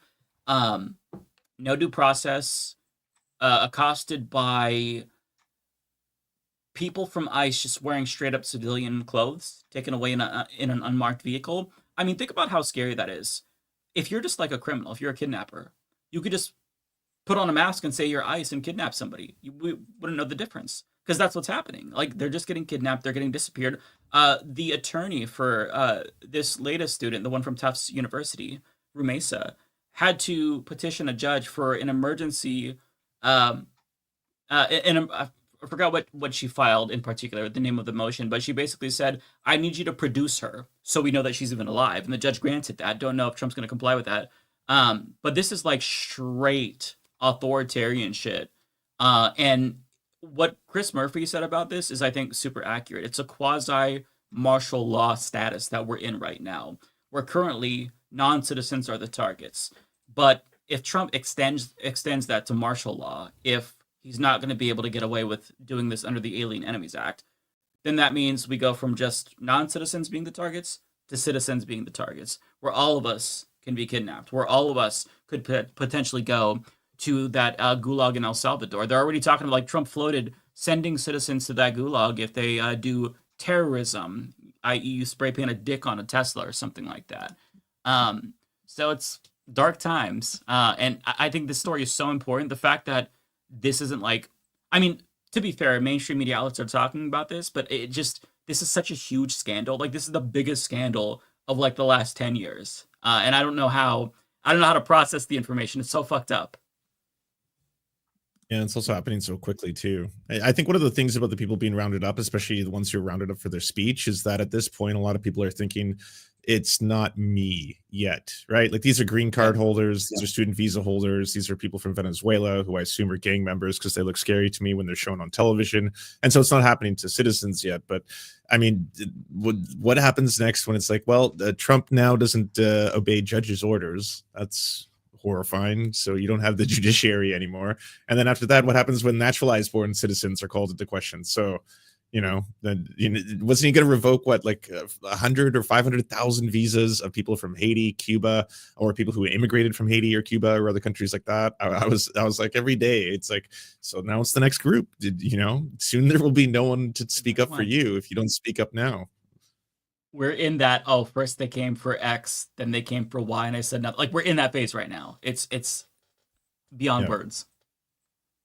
Yeah. And I don't know if you all saw, Slate had a really good article. I did a video about this by Dahlia Lithwick and Mark Joseph Stern. And they talked about how the legal arguments that the Trump administration is making in court, the DOJ in particular, is basically that he has near dictatorial powers, where he doesn't have to listen to the judge because he has an electoral mandate, which obviously is not a legal argument or a constitutional argument. It's just hey, I'm a king, so you have to listen to me. But they're not even trying, which is why I say that, like, martial law is a possibility, not to fearmonger or anything like that. But, Republicans right now are going to fight as much as they can to subvert the courts. You have senators like Josh Hawley, Mike Lee, trying to pass legislation blocking nationwide injunctions. So that way, James Boasberg, for example, can't say, no, you can't deport these 238 Venezuelan migrants. And on top of that, you have Mike Johnson floating just getting rid of federal courts, which is something that is pretty extreme. It hasn't been done since 1982. The last time before that, I think, was like 1913. So it's a very rare thing. And it's done not a lot. It's not something that you do lightly. So the fact that they're basically saying he can do whatever he wants and they're arguing in court, he's basically a king. Very, very scary times. Like, we're not a dictatorship, but I think that it's to the point where we're officially an illiberal regime. And we're on that spectrum, like, we're in the gray area between democracy and dictatorship. And to be clear, when I say democracy, like, we were never a full democracy, of course. But, like, just being able to vote and choose leaders, even if the system is flawed and billionaires filter it for us, just even being nominally democratic, that goes away. And, we've been talking about a little bit how are we going to have another election in this country? And we will definitely have another election. The real question is it going to be free and fair? Because every single country has elections. North Korea has elections, and Kim Jong-un wins with like 98, 99%. So will it be free and fair? And we're getting closer to that answer, and it seems like the answer is no, because Trump just introduced, or I don't know, I think it's going to be an executive order. I don't know if he signed this yet, for electoral reform to basically disenfranchise millions of voters by requiring them to register to vote with like they have to have a passport or a driver's license. But on top of that, if you get into the like nitty gritty, there's a thread that I shared on Twitter about this. Elon Musk will be able to use Doge to determine who is and isn't eligible at the state level. So they're trying to strip autonomy away from states who are currently running elections, and they want it for themselves. So Elon Musk can unilaterally determine, which counties are eligible, or is it these voters that we should target? There's a lot of voter fraud right here. So if this actually goes through, we don't have free and fair elections anymore. They could effectively rig elections by disenfranchising so many people. And Republicans basically have been doing this for decades with voter suppression laws and whatnot, where so many people are disenfranchised. But this is like death knell. Like, this is the last straw. So that's something to really look out for. And I don't want to like be overly down and cynical and scare people. The fascist era will end at some point. It has to, but we're going through it right now, and it's pretty alarming. Yeah. No, yeah, absolutely. It's sorry, man. No, go ahead. I'll let you speak. No, please go. I just want to say everyone should watch the video by Some More News that just came out. It's what to do and how to do it. If you're wondering, because I know that question gets asked all the time. Well, what can I do? I'm terrified. Mike scared the fuck out of me, and I don't know what to do. That video actually has an incredible list from very small, basic things in your local. Like, do you live in a city? Here's how you form a tenant union. Do you live in a small town? Here's how you form a community garden or like a fridge stock. Do you work for a major company such as Tesla? Here's how you can actually take these companies down from within while not losing your job. It goes through the list all the way up to the point where I think they can't say anymore because obviously it's not going to be within the bounds of TOS. But that new Some More News is excellent. They really lay it all out. It's more just instead of just saying here's how bad things are, it's here is all the things you can do at every single level to try and start and retake power back, and it's really good. So is it this one? Resistance 2.0. Yeah. Okay. Yeah, check that out. I haven't seen this yet, but Cody's awesome. Great job, Cody. It is fantastic. And to your point, Lance, even though I'm painting this really bleak picture, fascism hasn't won just yet, and there is a need to resist. It does work. When Trump did the federal spending freeze, he reversed it. Once the Medicaid portals were down, remember that? He had to reverse course. So nobody is immune to pressure, not even the most hardened dictatorships. So just giving up is not something that you should do. But I think that sharing this information and maybe even striking a little bit of fear into the normies is worthwhile, because in order to get the administration to bow down to the public and actually listen to the public, people have to be informed. And so many people, they just get headlines here and there. Oh, what, the signal leak thing, Mahmoud Khalil abducted, and then they just go on about their day. You really have to explain to people in the clearest terms possible that this is not a normal administration. No administration in the United States is good, right? But this is a different time that we're in. We're in an era of fascism. This is a fascist project that is being implemented. It's been 2 months, and I know it feels like it's been 2 years, but it's only been 2 months. And Project 2025 is 42% complete. 42% complete. It's supposed to be 180 days, but they're already ahead of schedule. So you have to sound the alarm so people get the gravity of the situation. Raise the salience in the same way that Fox News raises the salience about, the 3 trans athletes that exist in the country. You have to raise the salience of things that are actually fucking important. You do this at the individual level with your friends, on social media, whatever. Somebody says in the chat, with respect, Mike, it's over. It is not over, though. It's not over. There will come a time when the Trump era comes to an end. We don't know when that's going to be, but it is going to come to an end. And what matters is how much we resist, how much damage we can mitigate. And even though I don't blame you for feeling hopeless, because I go through those phases myself. You can't just give up, because if you give up, then you're enabling more destruction. I mean, it goes back to Timothy Snyder when he says on Tyranny, do not obey in advance. If you give up, you're obeying in advance. That's what they want you to do. So you need to make sure that at a minimum, you sound the alarm and let your normie friends know and your family know, bro, this is fascism. Like, educate them about history because they genuinely don't know. Americans are not plugged in like we are. We're all terminally online, brain rot fucking people. So we're different. But, like, we have to explain it to the normies that this shit is not normal. It is very much abnormal. This is fascism, very similar to World War II, but distinct. Whether or not you think that it's useful to draw a comparison to Hitler, that's up to you. There's certainly similarities. I'd say that this is a lot more like Russia and Hungary in terms of the flavor of fascism that we're getting, but Americans don't know about those places, maybe Russia more so. But just like do what you can to raise the salience, like, because the fact that people aren't walking around with their hair on fire when this is a hair on fire moment is worrying to me. Well said.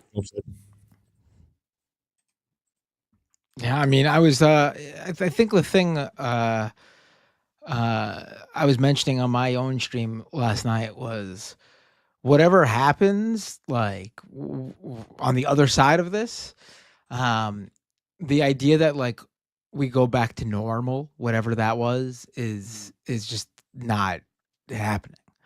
Like, right. We can't go back. Like, there's like you're whatever it was before. And I don't mean in a negative way either. Like, it could be good. The before didn't work. Yeah. This is the perfect example of the before not working. And the analogy I used, I don't think it's the proper word is analogy, but one thing I brought up was like, if we try to go back to what was before, like if we try to go back to normal, we're going to be in purgatory for the rest of our lives, where every 4 years, the American people just choose the other party. And their choices are a go back to norms corporate Democrat who ends up losing every 4 years to an even more fascist Republican who ends up losing every 4 years to a go back to normal corporatist Democrat who loses every 4 years to, and the cycle will just continue and we'll be stuck, because that's what we've been living in basically for the past, not even decade, like you could say 2-3 decades. Yeah. Yeah, no, I think this is sort of like, I think it's good to keep in mind that Trump, we are all going to outlive him. He is much older. Like, if you ever feel hopeless at some point, old age is going to catch up. You know what I mean? This is not, so there is a light at the end of the tunnel, and not that everything ends, just with him and old age. Like, there's still a whole, structure around fascism. But it's just that there is hope, and the idea that we just like lay down and let it happen, I think is obviously the worst case scenario, because then you're in it for the long haul. It's good to see people, mobilizing, and even if right now it's really just crowds for like Bernie and AOC, like that gives me the idea that there is this energy out there. People want to do something. They're not just like staying home. Like, there is a desire for community. There's a desire to build. And if you're wondering what you can do right now, like right this very minute, let me put it to you this way. Someone in your neighborhood owns a Tesla. You should do nothing illegal about it. That's all I'm saying. I didn't say anything more. If you're ever feeling just frustrated and you need to let off a little bit of steam, call Chuck Schumer and just leave him a message. Polite message, but send him a message. Did you see Chuck Schumer? What's it today? He like sent a tweet out being like, "I can't believe they're doing this." It's like, you idiot. If only we had leverage. If only we could stop the unbelievable. The good news, though. The good news, speaking of Democrats, Kat Abu-Ghazala, she has announced that she's running for Congress, and she's fucking amazing. There's a new generation of Democrats that are emerging that take no shit and are tired of the bullshit and the spinelessness from Democrats. And at least right now, if the normies are as fired up as they say they are, which it seems like they are, You will vote against the incumbents in this primary. I swear to God. Otherwise, I don't want to ever hear you complain about the fascists again.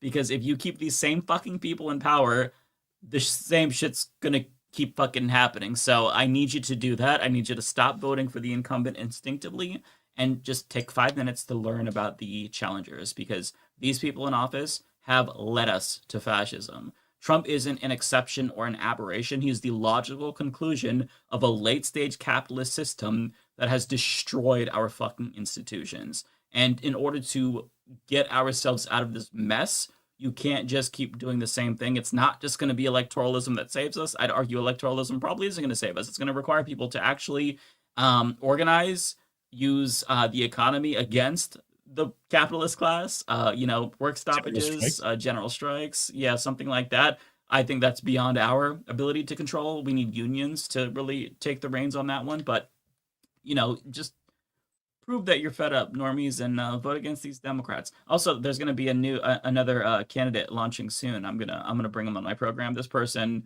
is basically my anger interpreter that breathes fire at spineless Democrats and fascist Republicans, and I can't wait to introduce you all to that person. The Jank Uger. Uger. Ooh, is it someone? It sounds like you're building somebody up. Is it someone known? Do we know them? You might know them. Oh, interesting. Are they running to be mayor somewhere? Is it who I think it is? Congress, actually. I don't want to reel too much and don't step on their toes. That's too many questions. You'll blow it. Yeah, And- fair enough. Yeah, I don't want to spoil it. Kat is cool because she's been on this show before. So definitely, True. if you are, what's Was her our insider at the DNC? what's her district off? If anyone knows off the top of your head, God, it's do not Jan Schakowsky's district in Illinois. I She's can't remember. I think Illinois. it's 8. Somewhere in Is it Illinois 8, eight? maybe? I can find. I can't remember. she was I on get the what show. you're saying, though. Oh, she was on an episode that I missed, wasn't It was she? during the DNC. Oh, it's Yeah, she 9. came. She was so live I and missed she it, totally yeah. burnt out from not sleeping and gave us a behind the scenes report that was really depressing. It was exactly like Ariana described it, where it's like all they care about is influencers who will do influencing on their behalf, and that's it. And as soon as you're like, but what about Palestinian babies being blown to bits? They're like, oh, okay, you go in the naughty room. There's a room for people like you, and you can't talk to anyone. And there was literally a room where they would sequester all the influencers who weren't playing ball or playing the game, and they didn't get any access. And that's basically how they dealt with it. And so I was like, That's okay, crazy. cool. Ariana, That's neat. did you link up with Kat at the DNC? I mean, Kat was also the only Middle Eastern person. Sorry, what'd you say? Oh, I was just asking if you both connected at the DNC. Yeah, so I did connect with Kat. She was the only Middle Eastern person that was actually given so there were 200 creator passes that they gave out. She was the only Middle Eastern person that they gave a creator pass to out of the 200. She does, I think I always knew her as being a lot more like Democrat aligned. Even when I met her, this was before the sit-in. I met her because I snuck into the creator lounge because they weren't letting. Long story, I was not welcome there. I had to find ways to get in and go into the creator lounges. So I somehow found a way to get into the creator lounge, and she came up to me and she was like, hey, I didn't know who she was. She was like, I'm Kat. And she was sweet, super sweet, but she was like, you know what, Ariana, I believe that this administration is going to do the right thing. And I kind of looked at her and I was like, I don't agree with it. I was like, yeah, hopefully. But in my mind, I was like, no, they're not going to do that. And then the next night was the sit-in. And I was there. She was there. A couple others were there. Honestly, not a lot of content creators showed up that night. Also, the DNC had blocked all of the doors to get to the sit-in. So if you had found out about it later and you wanted to go, you couldn't leave at the doors where the sit-in was at, and you couldn't come back in to join the sit-in. And we were also kind of barricaded by cops. The cops weren't doing anything, but they were there, and there was a lot of them. So then the cops weren't doing anything. Then she was in the sit-in. How unlike them. No, they weren't. They weren't doing shit. They weren't doing anything. But I will say, Kat stayed there until the next morning. She was there. the whole night. dedication. I had to leave around 2 a.m. I know a group of people left around 4 a.m. She was one of the few people that stayed until the morning. And so, yeah, I was really proud of her. I was like, damn, that's really cool. But you could kind of see the shift in everyone where like we wanted to believe they were going to do the right thing. And then the shift happened where they kicked out Hassan. They were putting people in that room and they were like, shut the fuck up, basically. And they couldn't do that to me because I wasn't welcome. I was getting in through different means. So they didn't really, I was kind of skedaddling everywhere. But the people who were there, like on official creator passes, yeah, they were basically on like a leash and rope. And it was like, you're either going to play by our rules or you're going to get kicked out. Like they kicked out Hassan because Hassan was also one of the 200 creators that got in too. And so, yeah, her and I were the two only, I want to say maybe there was another person that was Middle Eastern. Pardon me? I said they wanted vibes. It sounds like all they really wanted was people taking pictures, being like, look how brat this all is with my huge accounts. And that was it, right? Not like, so why are you not letting a Palestinian speak, right? Like that. Yeah, for sure. Yeah. And Kat is running in Illinois. No, I mean, I've talked about this. It was ridiculous. Oh, Illinois. Yeah, I knew she was out of Illinois. I didn't know which district. I will say she did raise $125,000 within like the first 24 hours of her announcing, which is really cool. That's amazing. But one thing about these races is that like y'all need to go vote in the fucking primaries. And many people, especially in the midterms, they don't come out for the midterms, period, let alone the primaries for the midterms. And it's like, if you want to donate, if you want to, you can do all this stuff, but it literally does not matter if you do not get primary turnout, especially when it's a race against an incumbent. So it's one of those things where it's like, we can, you know, we can be excited, we can shout, we can yell for her, but it's like, if y'all don't go out to the polls on the primaries, you know, there's not much we can do. It's not just her race. It's a lot of races across the country where progressives try to, and it's not just Congress, right? There's a lot of local races where progressives try to go in and try to beat out an incumbent that's crooked and does X, Y, and Z, and no one shows up to the primaries, and they end up losing, and all that money doesn't, you know, go anywhere as far as their campaign. So you guys really need to show out for the primaries for sure. And I want to yell at one person in chat really quick. This is not what we're saying, obviously. Like, don't try to like put a liberal facade on the shit that we're saying. We're obviously not saying vote harder. Don't be a dipshit. We're saying that if you're, to the extent that you're going to participate in electoral politics, which you should, because it's an easy thing to do, you need to actually make sure that you make an effort to vote in primaries to get the incumbents out. Kicking out the incumbents in primaries does matter. Is that going to save us? Is voting going to save us? Obviously not. That's not what the fuck we're saying, and I think that you know that, so stop being purposely obtuse, because it's kind of cunty, and not in the good way, so you know what we're saying. Hell yeah. Did you see the Jets? Yeah, nice. I was like, take us home. I mean, voting is the first step. I'm going to be honest. It's just the easy thing to do. Watch that some more news video. Honestly, anyone who's wondering, hey, what do I do? It's not about voting. The entire video is from the ground on up. All the things you can do, including things that are on the verge of like, I can't believe he talked about some of the stuff in that video. Let's say some radical shit that I'm surprised got past the TOS. Okay, there's a ton of stuff you can do, and stuff that you cannot say on this show. You shouldn't be talking about in a chat on a YouTube channel. You're in a Discord somewhere, right? You know, planning something. You know, you're not here being like, oh, none of you are true leftists. I for one am the vanguard. It's like, cool. Awesome. But, you know, in terms of things you can do in the tool set, voting for a socialist candidate in a riding that is defeatable is good. And Kat's one of those people. So I would definitely support. It's a small thing. Yeah. What were we going to say, Ariana? Ariana, you were going to add one more thing? Yeah, I just wanted to say, like, I used to get really excited. Yeah. Can you guys hear me? Yeah, there's a delay. Just I think you're lagging a little bit, but. Can you guys hear me? Yeah. Yes. Oh, okay. Okay, sorry. I just want to say, like, I used to get really excited when progressives would run for these races, and I used to bring them on my Twitch and like do so many videos for them and stuff like that. But it's like, you start realizing after like 2 separate races, I realized I was like, wait, a lot of these primaries, like a lot of these races go to shit because no one comes out for the primaries.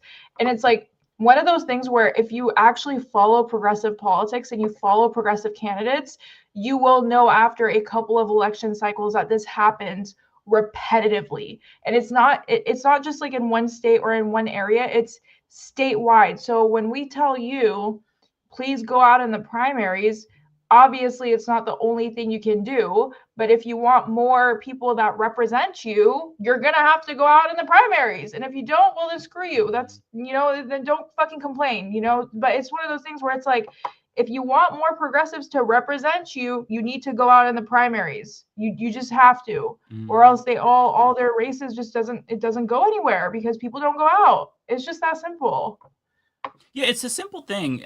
Even just having like AOC and Bernie, as flawed as they both are, having them try to change the narrative on certain issues or raise the salience of other issues, that's important. Having more progressives in Congress, I think, does make a difference, even if it is just a minimal one. But, I think that it's not going to be no candidate is going to be a panacea, but it's a small thing.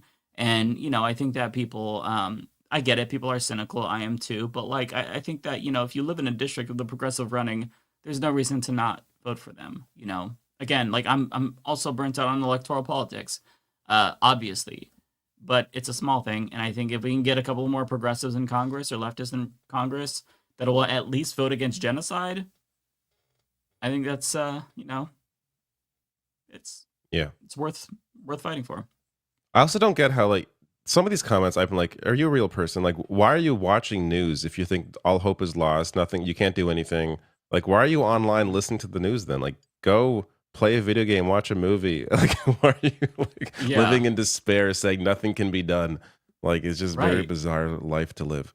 I love how motherfuckers who haven't even read Lenin will come in like, oh, actually, like, voting is like, you, like, go read Lenin and then come back to me. Don't pretend like you're a fucking revolutionary when you're sitting here fucking not doing shit. Shut the fuck up. They Go just live to be like, actually. First. Yeah, don't actually me, bitch. Read the Communist Manifesto first, okay? If you want to be a real fucking revolutionary, it's only like fucking what, like 30 pages, 50 pages. Read that first, then go read a Marxist Engels reader, okay? Then read Lenin. You could read Lenin first, actually. Besides, shut the fuck up. Like, just don't pretend like you're a revolutionary. Voting is stupid. Okay, then leave. We're talking about politics. Shut the fuck up. Don't be the max left, man. Yeah, we're back. Let's do super chats. I'm gonna do all mine and be selfish, and so I can get out of here because I'm tired. Tony D says, "I knew this was coming. Fran, we love you. Thank you, Tony, so much for your super chat." J Dubs says, "Jank is out having a beer with Nazis, but won't breathe the same air as Francesca. She outclassed him every time. TYT is pathetic." Thank you, Jay. Andrew S, thank you for oh wait, that one's not mine. Mine is the 20-month one. 20 months, and there's a few of them. He appears to be a subscriber to all of us. Very cool, Andrew. Thank you. Nice. It won't go away now. Nintendo Gaming Channel, where are you? Do your guys thinking Trump want Purge to be real? I don't know what that means. Does Trump want the Purge? I don't know what Trump wants. I don't want it. But thank you so much, Nintendo. You had a good direct today. I enjoyed it. Looking forward to a new Rhythm Heaven game. WMX99. That sounds like a Suno Generate song. I don't know who that is, but I appreciate your very generous super chat. Much appreciated. Tony D. When I find you. Can we reach out to Titus? I love him and show, but is leaning Bill Maher. Catch him before he goes full TYT. Am I supposed to know who this is? I don't know who this is. Anybody? No? Okay. I appreciate the super chat though, Tony. Thank you. Chris Thibodeau. Subber for 9 months. Thank you. Elon can do that to his children because he doesn't get to see them as offspring. They are legitimately just vehicles to spread his bloodline. So gross. Yeah, it is a very, very bizarre Bizarre thing. Tony D, where are you?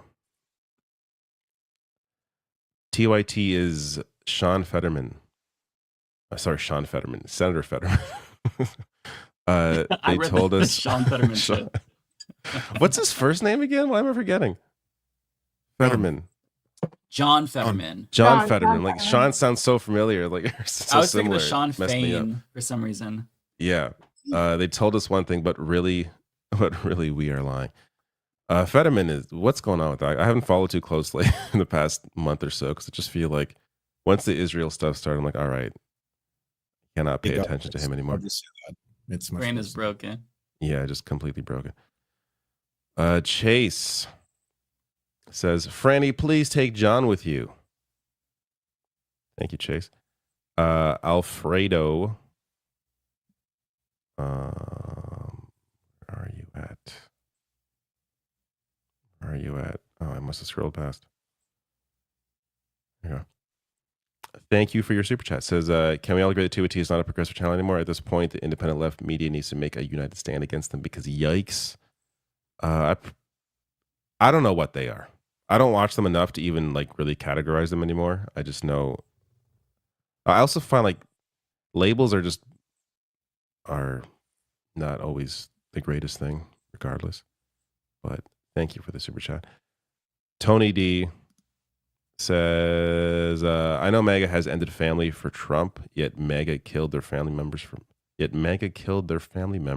MAGA. Thank you, Tony, for your super chat. Tony D is very generous today. There's a lot of Tony D in here. Another, I gotta find it. Here we go. So Fran left. Some of you were attacked by TYT. Some of you still work for TYT, and one of you TYT ignores. Yeah, I guess. Thank you, Tony, for your super chat. Very generous today. Correct. Justin, $20 super chat says tired. Sorry, I'm very tired. Tired of some leftists who have all the smoke for others on the left, who maybe are 99% for a Jill Stein, for example, and that 1% where you're not. Suddenly, all your shit libs sell out. Yet they have almost no smoke for the right. Yeah. Those people are weird. Thank you, Justin. Sam, thank you for your super chat. There's no message. Lawn Gnomes says there's more tattoo-based evidence that Pete Hegseth is a neo-Nazi than there is showing any of these immigrants are in a gang. Very true. Thank you. They would think my colorful tattoos that look gay as fuck are like gang tattoos. That's how stupid these people are. Like, oh, it's colorful. That's gang. Might need to hide those, Mike. I know. Get them covered up. Koru, member for 67 months. I don't even know how many years that is. That's so long. My hope, David, is that Americans will survive this insanity. Canada will be okay. Also, my hope that we will all survive and everything will be fine. A few more left. Shy Lurker guy says, would it net harm or net help the Poilievre campaign to call the CPC agenda Canada Doge 2025? Hurt. Imagine a cringy Cybertruck music video. Canada Doge 2020. I think it's too in the weeds. It's too online for it to be successful. But I appreciate the thought. Kowalski says, because you people refuse to surrender your country to an orange painted madman, my commodity prices are not doing well. Corn is down 20%.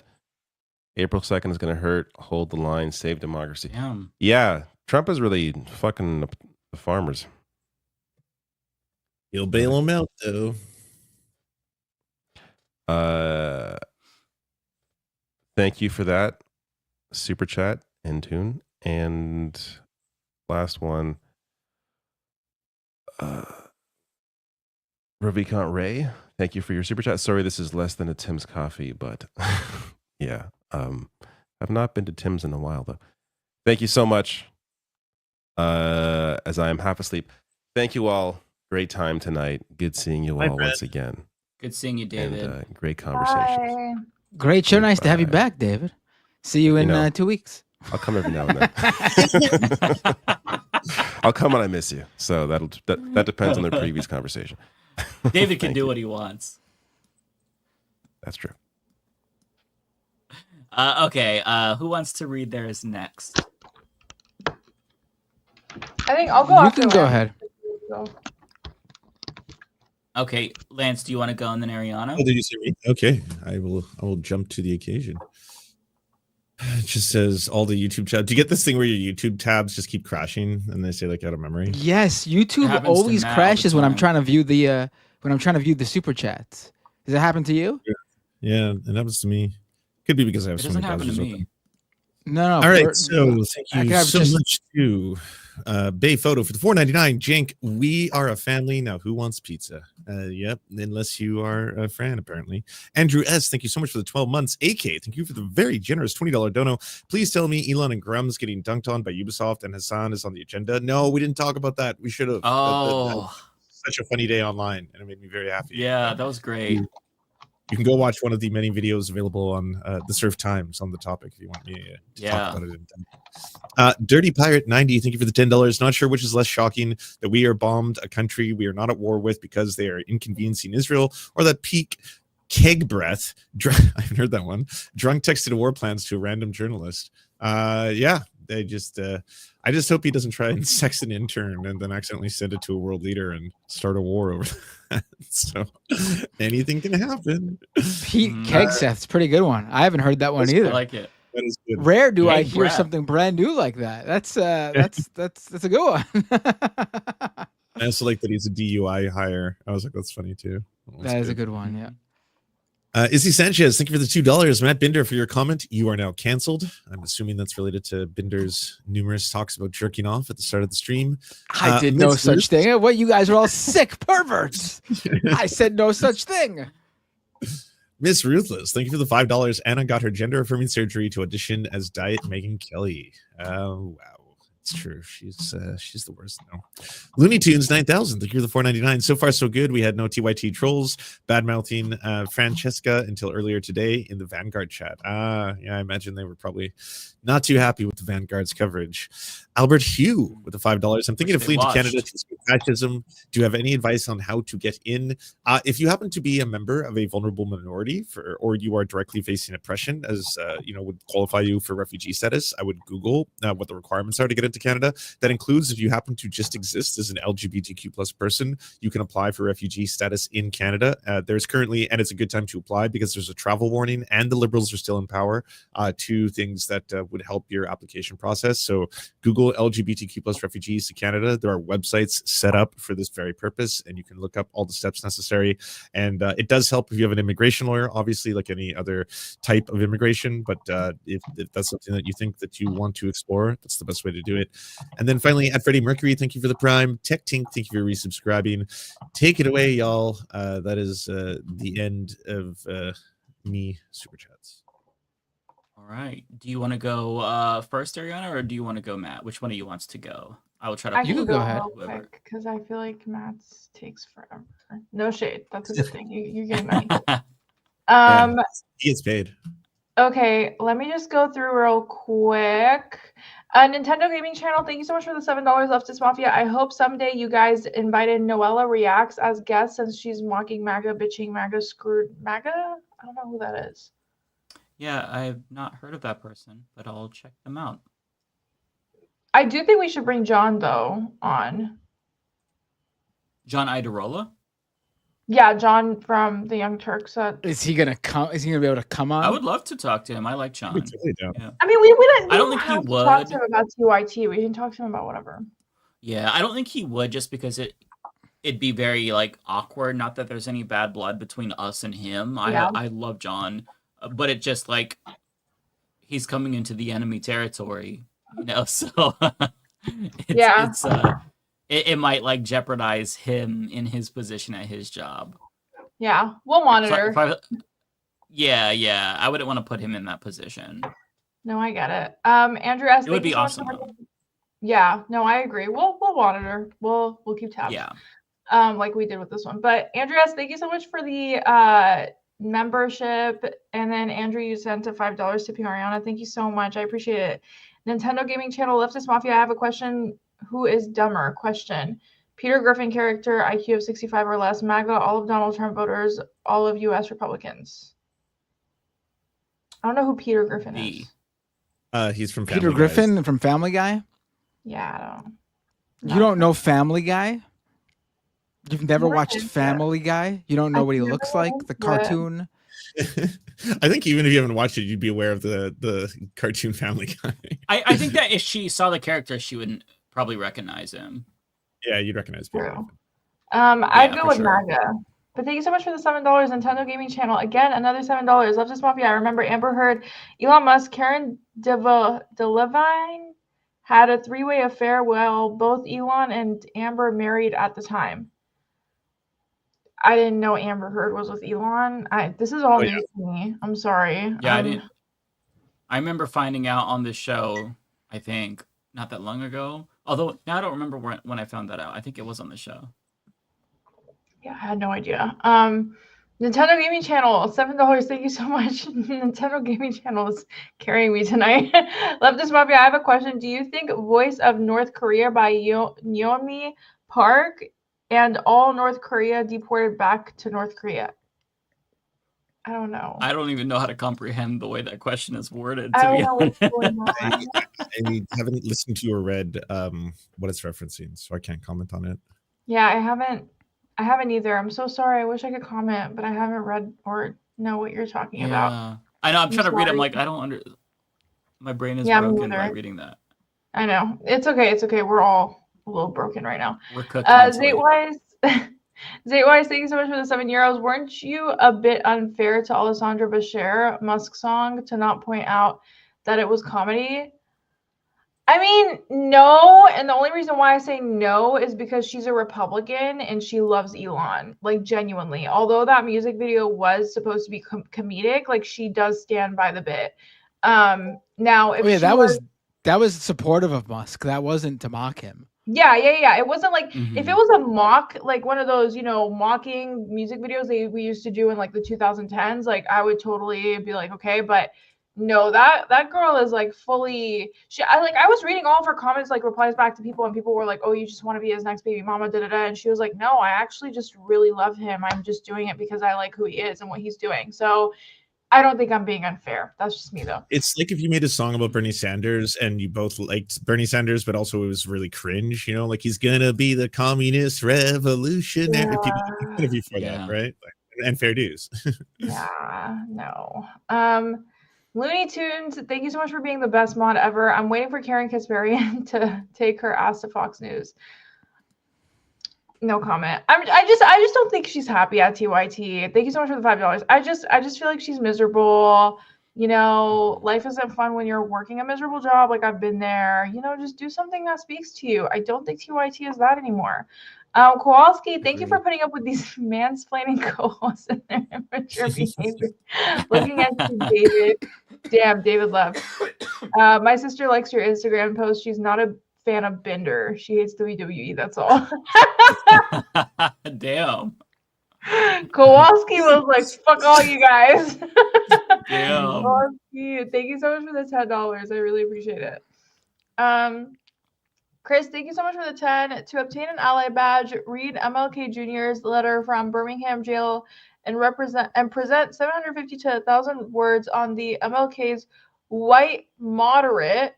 Its similarities to the modern anti-accelerationists. I didn't know about that. It is actually a very good read. I would recommend it. It's also quite short. I would too. Cool. And it depends on what you mean by accelerationist, because people have different meanings of accelerationism and what they mean by that. So yeah, I'll have to read it. I do know I was one time I interviewed someone who did a hunger strike at for climate at Joe Manchin's office, like right outside of it. It was a really big deal when it happened. It was a couple of years ago.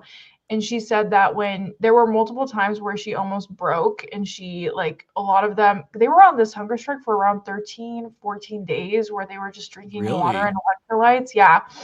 And she said towards the end when she was like on the plane, or there was some situation where everyone around her was eating and she couldn't, and she was about to break, she said that she read MLK's Birmingham letter. And she said that really motivated her. So If she said that, I'm sure it was Wow. great. So yeah, I definitely still need to read it. It's on my list, but you know. I read it in G-Wig, elementary school, actually. really, you know what? My school wasn't that cool, so. That's awesome. G-Wig, thank you so much for being a member and the $10. Titus is Christopher Titus. I used to watch him. Glad to see your channel growing, Ariana. Thank you so much. I don't know who Titus is, but we're so close to 15,000. So if you guys want to subscribe to me, please do. Oh, hell yeah. Yeah, I'm so close to 15,000. And Go actually, subscribe right now, everybody. Yes, it's quick and easy. Your and videos are it's fire. free. Thank you so much. I do a lot of drama commentary, like online commentary. My next video is going to be Ethan, and then the video after that is going to be Francesca and Chank. Because all you brain rotters on fucking YouTube only like to watch drama, I swear to God. Anytime I try to talk about something serious, I get like 2 views. You guys are brain rotted, and you're turning me into a brain rotter because now I have to think like you. Sorry. They just want to That's why I usually try and encode it inside something. Like I'll usually take a topic that I know will go viral, and then I'll try and put a lot of stuff inside that video that I normally can't put into videos that don't get any views. You know, like things about indigenous rights or stuff like that. I have to weave them into videos that are otherwise like drama bait. Cool. If you guys ever write an ebook on it, I will buy it from you because I'm still trying to figure this all out. YouTube algorithm is breaking my brain. Last run. Yeah. Last one, Chris, thank you so much. Thank you so much for the 5. Mentioned her before, but shout out to Snow White standing up to Disney producers and not deleting her Palestine tweet, even though they told her to. Yeah, it's actually, I don't know if you guys know about the Snow White drama, but there's a lot going on. Like the left is, it's a lot. The left is, you know, boycotting it for their own reason with Gal. Well, her real name's Gal Greenstein, but Gal Gadot. And then the right is, you know, protesting it and boycotting it for their own reason, but then old tweets from the person that acted as Snow White, Rachel, came out where she said, "As always, free Palestine." This was in 2024. So now they're trying to blame all the boycotts on her and not Gal Gadot, which was a previous IDF soldier. So it's a lot of drama, but damn, they're doing terrible. They have tanked. It's been a failure. Really? I was gonna ask you about that. Snow White has tanked like really bad. Like it's really bad. Really? And there's a lot of criticisms. Like for example, for the, I don't know if this is an offensive word, but for the 7 dwarfs, I don't know, little people. I don't know. Please correct me if I'm being offensive. I'm so sorry. I'm not trying to be offensive. I just don't know what I think the it's right just term little is. person. Little person. Yeah. Okay, yeah. So for the 7 little I think people, dwarfism is not a slur either, as far as I know. Although I don't. Cool. I'm just No, not. slur is the one that starts with the M. Okay. Yeah, Cool. yeah, that I know. I just wanted to be respectful because you never know. But they use CGI for them. So instead of casting, you know. Oh, really? I didn't know that.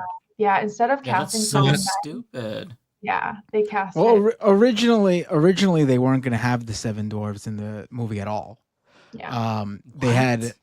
They had cast a group of diverse human being actors who were going to substitute in for the dwarves as magical people or magical creatures or something like that. And photos of the filming leaked, and people were like mocking it tremendously. And I think that It was a made Sonic Disney situation think, then. and I think that made Disney say we need to figure out what to do about that. So they re-added the dwarves with CGI. So there's 7 dwarves, like the one from the original Snow White, you know, Dopey, Sneezy, Doc, all those guys. And because they filmed so much with the magical human actors, creature guys, they kept them and added them as a gang for the character, like the crew that escorts the character that Snow White falls in love with or whatever, who is not a prince. There's no prince in this movie. They rewrote Snow White, so there's no prince. Yeah. And so apparently Well, that's because good, they had to. I'm sorry. Go ahead. I don't know. I was just say apparently because like they had to fix this all in post production because so much of it was already filmed. Some of it doesn't really work. Oh, There's okay. just a lot of people that are mad from a lot of different opinions. One of the Everybody's interesting offended. things is Loki that the Prince thing is interesting. Obviously, it's more modern. You know, a lot of It's Disney just princesses grooming, right? were I watched that dependent as a on. kid, Snow White. They were trying to groom me with that heterosexuality. That's disgusting. I mean, the original fairy tale of Snow White. He like the prince like claims ownership over her body or whatever, and like kisses her or something as like a goodbye. And when she comes to life, he informs her that I hate to break the news to you, but I own you now. Like, I know you came back to life, but I owned your body, and now you are owned by me. That's the original story of Snow White. Like, not the Disney version. That's the original tale of Snow White. That's weird. So I'm glad they modernized it, so there's no prince at all. Also, the whole fairest one of all thing, like mirror on the wall, magic mirror on the wall, who's the fairest one of all, it has nothing to do with how they look or like how white her skin is or whatever. It literally means how fair is she to the people of the land. So they changed that, and I think that's a good change, more modern change, obviously. But like, apparently the problem with the movie is it just isn't very good. And interestingly enough, Rachel Ziegler is her name, right? All the critics who have said the movie isn't very good, every single one say that she's the highlight of the movie. Like, the movie would be absolutely like bad if it wasn't for her. Like, she carries the film, so it's somewhat of a decent movie. So like the idea that people are attacking her for like its failure, I mean, the critics all say the exact opposite. Like, she's the best performance in the film. I mean, Gal Gadot is like, I mean, beyond the fact that I just don't like her because she was on the genocide army, she's just objectively not a good actor. And I'm very confused I'm not trying to be a hater right now, but I'm genuinely confused as to how she was able to get that star, because you look at people like Angelina Jolie, she doesn't have a star. There's a lot of really great actors. Yeah, there's a lot of really great actors that don't have stars. Like, how did Gal Gadot or Gal Greenstein, how was she able to get this star when there's other actors that are much more qualified, much better? Oh, they pay for the star. The star is the biggest like you have to pay bullshit just in to Hollywood. apply for it, They apparently. pay a fee every year for the star. Oh, it's okay. not cheap. Seriously? Yeah, like it's yeah. How much? Oh, that's But you embarrassing. paid I thought to it was like apply. a. Wow, that's embarrassing. I did not know that. I thought it was just like, hey, this person is famous enough to get a star. Yeah, well, that makes a lot You more have to sense pay then. $75,000 for the star. Every year. I think that's a one-time fee, Oh. but then there's a maintenance fee, I believe. That's embarrassing. Who would pay that much money for a fucking star? Anyone who has a star is a rube. Like, listen, I'll write your name on my wall if you want to give me $75,000. I'll put it in the background here. Like, what the fuck? Everyone That's except for insane. Oh, Mohamed and you have to apply. Like, you have to pay an application. I know fee to they only apply. give out a certain one every year. Like, but it's not like it's not even Wow. like, oh, like, yeah, you got to pay for the star because there's a cost associated with it, but we pick you based on just you being relevant and an important figure. Like, obviously that gives you the ability to like end up getting the star, but to even be to even get nominated, you have to apply with a fee to attach to that. So it's pretty, Cindy says the Yeah. star has an HOA fee. Sorry That's guys, so pathetic. I got two more super chats. Okay. I'm just gonna go over real quick. You need to make a brainwash. Flavia says you need to make a brainwash sandwich. Take 2 drama nuggets, then connect them with lefty analysis and put that in the middle. It's like a compliment sandwich, but for practice. I think we should all watch some brain rot without leftist. I think we should all just take a day and just touch grass. To be honest, this shit is all getting to us. And then Omega Shenron Dragon. I hear the Hollywood star at 75K. You are absolutely right. Thank you so much for the 5 and 10 super chats, guys. All right, I'm gonna bounce, but you guys have a great night. This was great. All right, Thank you take care. Thank you for answering. good night. Accepting my suggestion to bring Francesca on. I think that was a great. That was a great addition suggestion. to the Yeah, no, show. that was perfect. I will keep my eye Absolutely. out for you know, Hell yeah. drama cast. Yeah, get us some good guests. Yeah. We need to bring on more people. There's so many You know, I people who got we you. haven't brought on yet. Yeah, Yeah. for sure. Yeah, I would love to. I'll keep an eye out. You know, Ariana, you're big on Instagram. Why don't you reach out to Rachel Ziegler and get her? Oh, Rachel Ziegler. Oh, who I could ask though is Noah, the guy Noah Sampson, the guy that Ethan is gonna sue for defamation. I've interviewed him before. He's awesome. I can ask him if you want me to. I can. Yeah, bring him on. Everyone loves Noah. Noah's great. Cool. I'll ask him if he wants to come on. If he's down, I feel like that would be a pretty dope conversation. Noah's awesome. Okay. Well, thank you so much, Lizzie. Thank you so much for the $5. I really appreciate it. She says that she thinks this new Snow White movie was good. I haven't watched it, so I don't have an opinion on it, but I don't like Gal Gadot, and I'm not going to watch anything that she's in. So, but I'm sure Rachel is great. You know, no hate against her. I am just simply a Gal Gadot hater. Okay, guys. It was so nice talking to you. I will see you guys next week, and I'll ask Noah too. All right, you take care. Book him in for next week. Bye, guys. Bye. Peace. Oh my God, so close. I hate when it's so close like that. Mm-hmm. Do you want to go first, Matt, or do you want me to go? Doesn't matter to me. Your pick. I can go first. I'll go first. Why not? I'll go first. Sure. Feel free. Here we go. First up for me, Andrew S. Thank you for the membership, 20-month member. Really appreciate it. Jordan Saylor with a super chat. What happens to Canada if Pierre P wins the election? We could lose everything.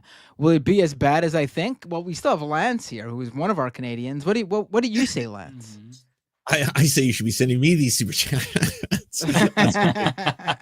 I mean, I have nothing but good news to say about that. Trump has terrified, apparently, the electorate. And right now, as of the aggregate polling on 338, the conservatives are in free fall. So you're probably going to see them try and 180 this election because they're going to have to. So something bad is coming out. But a lot of scandals just hit. He's not doing good. People associate him with Trump. People associate him with Elon Musk. So he's trying to separate from that. So we'll see. What's he saying out there? What's his like? What is he going with? Like, how is he trying? Like, what? I've honestly not heard from him since the downfall.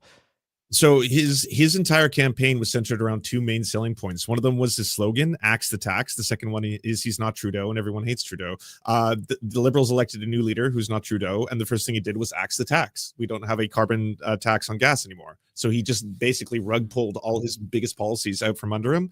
And then a couple days ago, I think it was 2 days ago, a scandal came out that Pierre got elected as the leader of the Conservatives because India interfered in the election. And he had plausible deniability because Pierre is the only leader of a major Canadian party that doesn't have a security clearance, which is also like very controversial. Everyone's like, why don't you get a security clearance? All you got to do is get one. Every other party leader has it for every other political party, but he refuses, which saved his ass here because he has plausible deniability that his election was in part helped by Modi. So that was a little scandal. Canadian scandal. Wow. I didn't hear that. Like, wow. I thought that Canadians got more money back from the tax, though. For the carbon tax. The lower income Canadians did, but the Conservatives were really, really effective at basically, it's like plastic straws. It's like if you can take an issue that is just a minor inconvenience in someone's life and then be like, you know what? Do you hate not having plastic straws? Do you hate having to pay 17 cents extra a liter per gas? We'll get rid of that. We'll scrap it, and then you can save money on your groceries. And people don't think about, why do I get that check if I don't make more than $40,000 or $50,000 a year in the mail every year? They don't think about that aspect. It's just like, oh, cool, money. But then it's like, scrap the tax. fuck the environment. Oh, okay. Damn, that's kind of sad. But I am happy that the Conservatives are in free fall. That's giving me like a lot of hopium, just so that way all of North America, like, we're sandwiched in between non-fascist countries. That's great. That would be nice. Yeah. AOD fan with a membership super chat, member for 20 months. What do you guys think of the Cabernacles video on the Vanguard? I don't know. What was it? Are you guys aware of this? I watched it. I disagreed with the Cabernacle, and I gave him the courtesy of telling him through DM, just telling him I disagree with your take. I didn't make a video on it. I could have, and I could have gotten the clicks. So I'm a better person than everyone else. That's all I'm saying. What is it? What was the it. video? I'm late to the party on it. I don't agree with his overall assessment. I get the point that he was saying about subconscious misogyny. I think that's something we have to work on. But I think that like the Vanguard and probably even Jack's films is not the best example. I get where he was going, but I just think that there's better examples maybe to demonstrate that.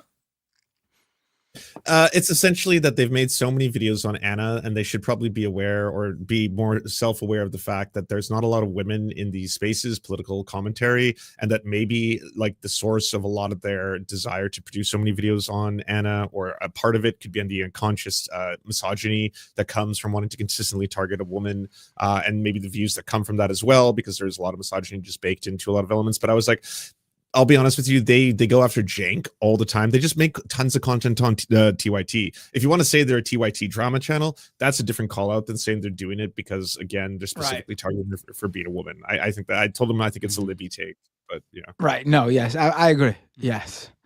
Reg X with a $10 super chat. Oh, this is the super chat I saw really early in the live chat that made me realize the lyrics to that Elon Musk song. Oh, okay. Launching rockets with just one hand. Whack off motion. Rejects is the one who set off Matt. Yeah, thank you for giving me the layup for the for my punchline. It was totally worth it.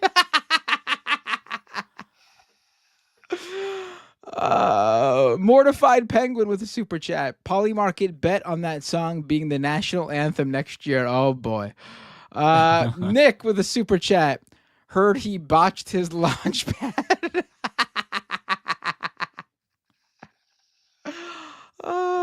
Tokyo Hans with a super chat. The show today seems to have some residual Schumer arousal. Yes, we were very aroused on the show today. Brian B with a super chat. We need to deport Elon to Mars. Trying to think how I could sexualize that. Greg H with a super chat. So you can have sex with it.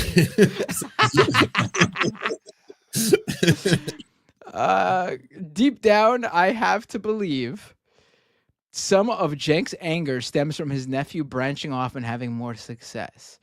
I mean, listen, Hassan is definitely like more successful, but TYT is also very successful.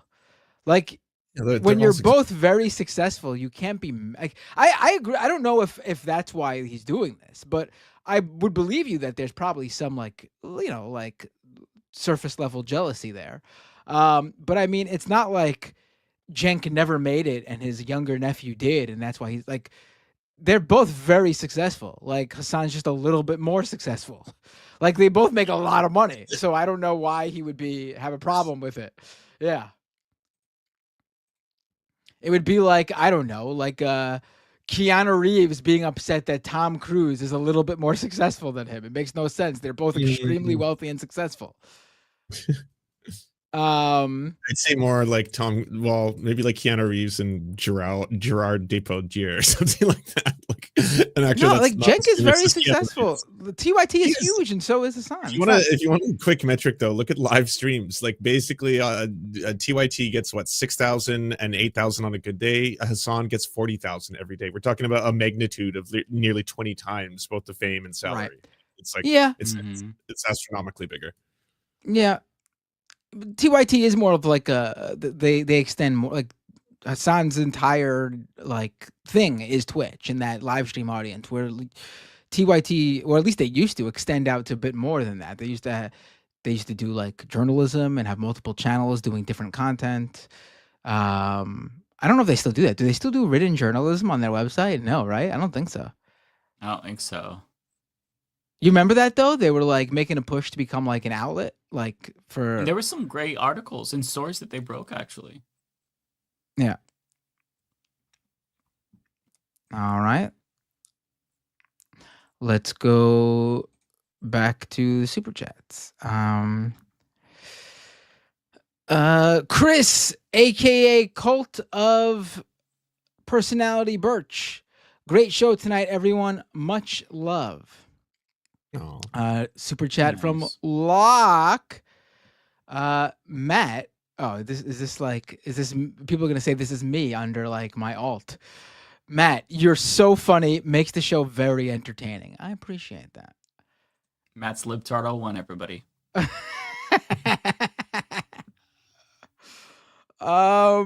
Looney Tunes 9000 with a super chat.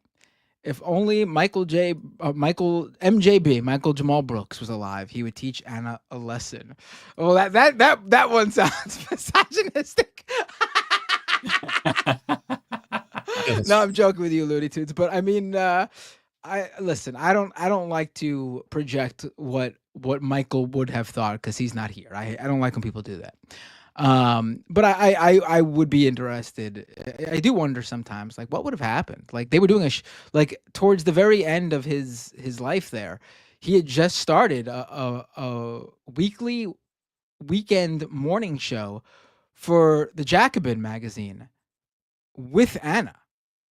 Like, what would have happened with that? What happened with her from doing that to this? Like, that is crazy. Yeah, I don't know what Michael would have thought. I could assume, being that I knew him very well, but who knows? Tokyo Hans, thank you for the 5 gifted memberships to my YouTube channel at youtube.com/MattBinder. Tokyo, I really appreciate it. Pluvius with a super chat. Voting is the least you can do, so at least do that. It doesn't matter how much we protest or phone bank. If nobody votes, the activism is moot. I agree with you to an extent. I mean, I think everyone should vote, obviously. But I do think, other actions do matter. Just as much. Sometimes, depending on what that action is, even more. I mean... like mutual aid. Like, you can't tell Luigi... National, local. You can't tell Luigi Mangione that, hey, buddy, you should have voted. That would have done more than what you did.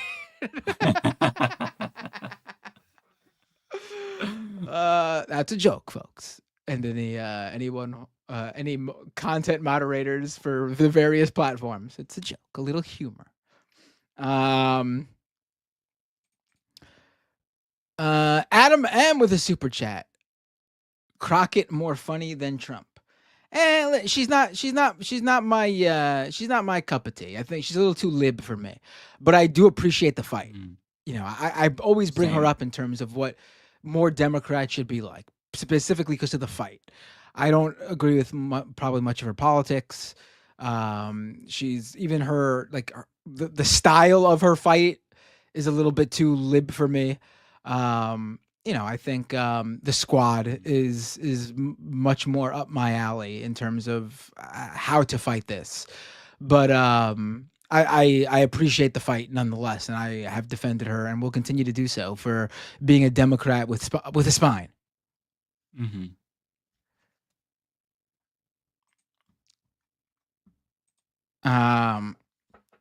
Lars with a super chat.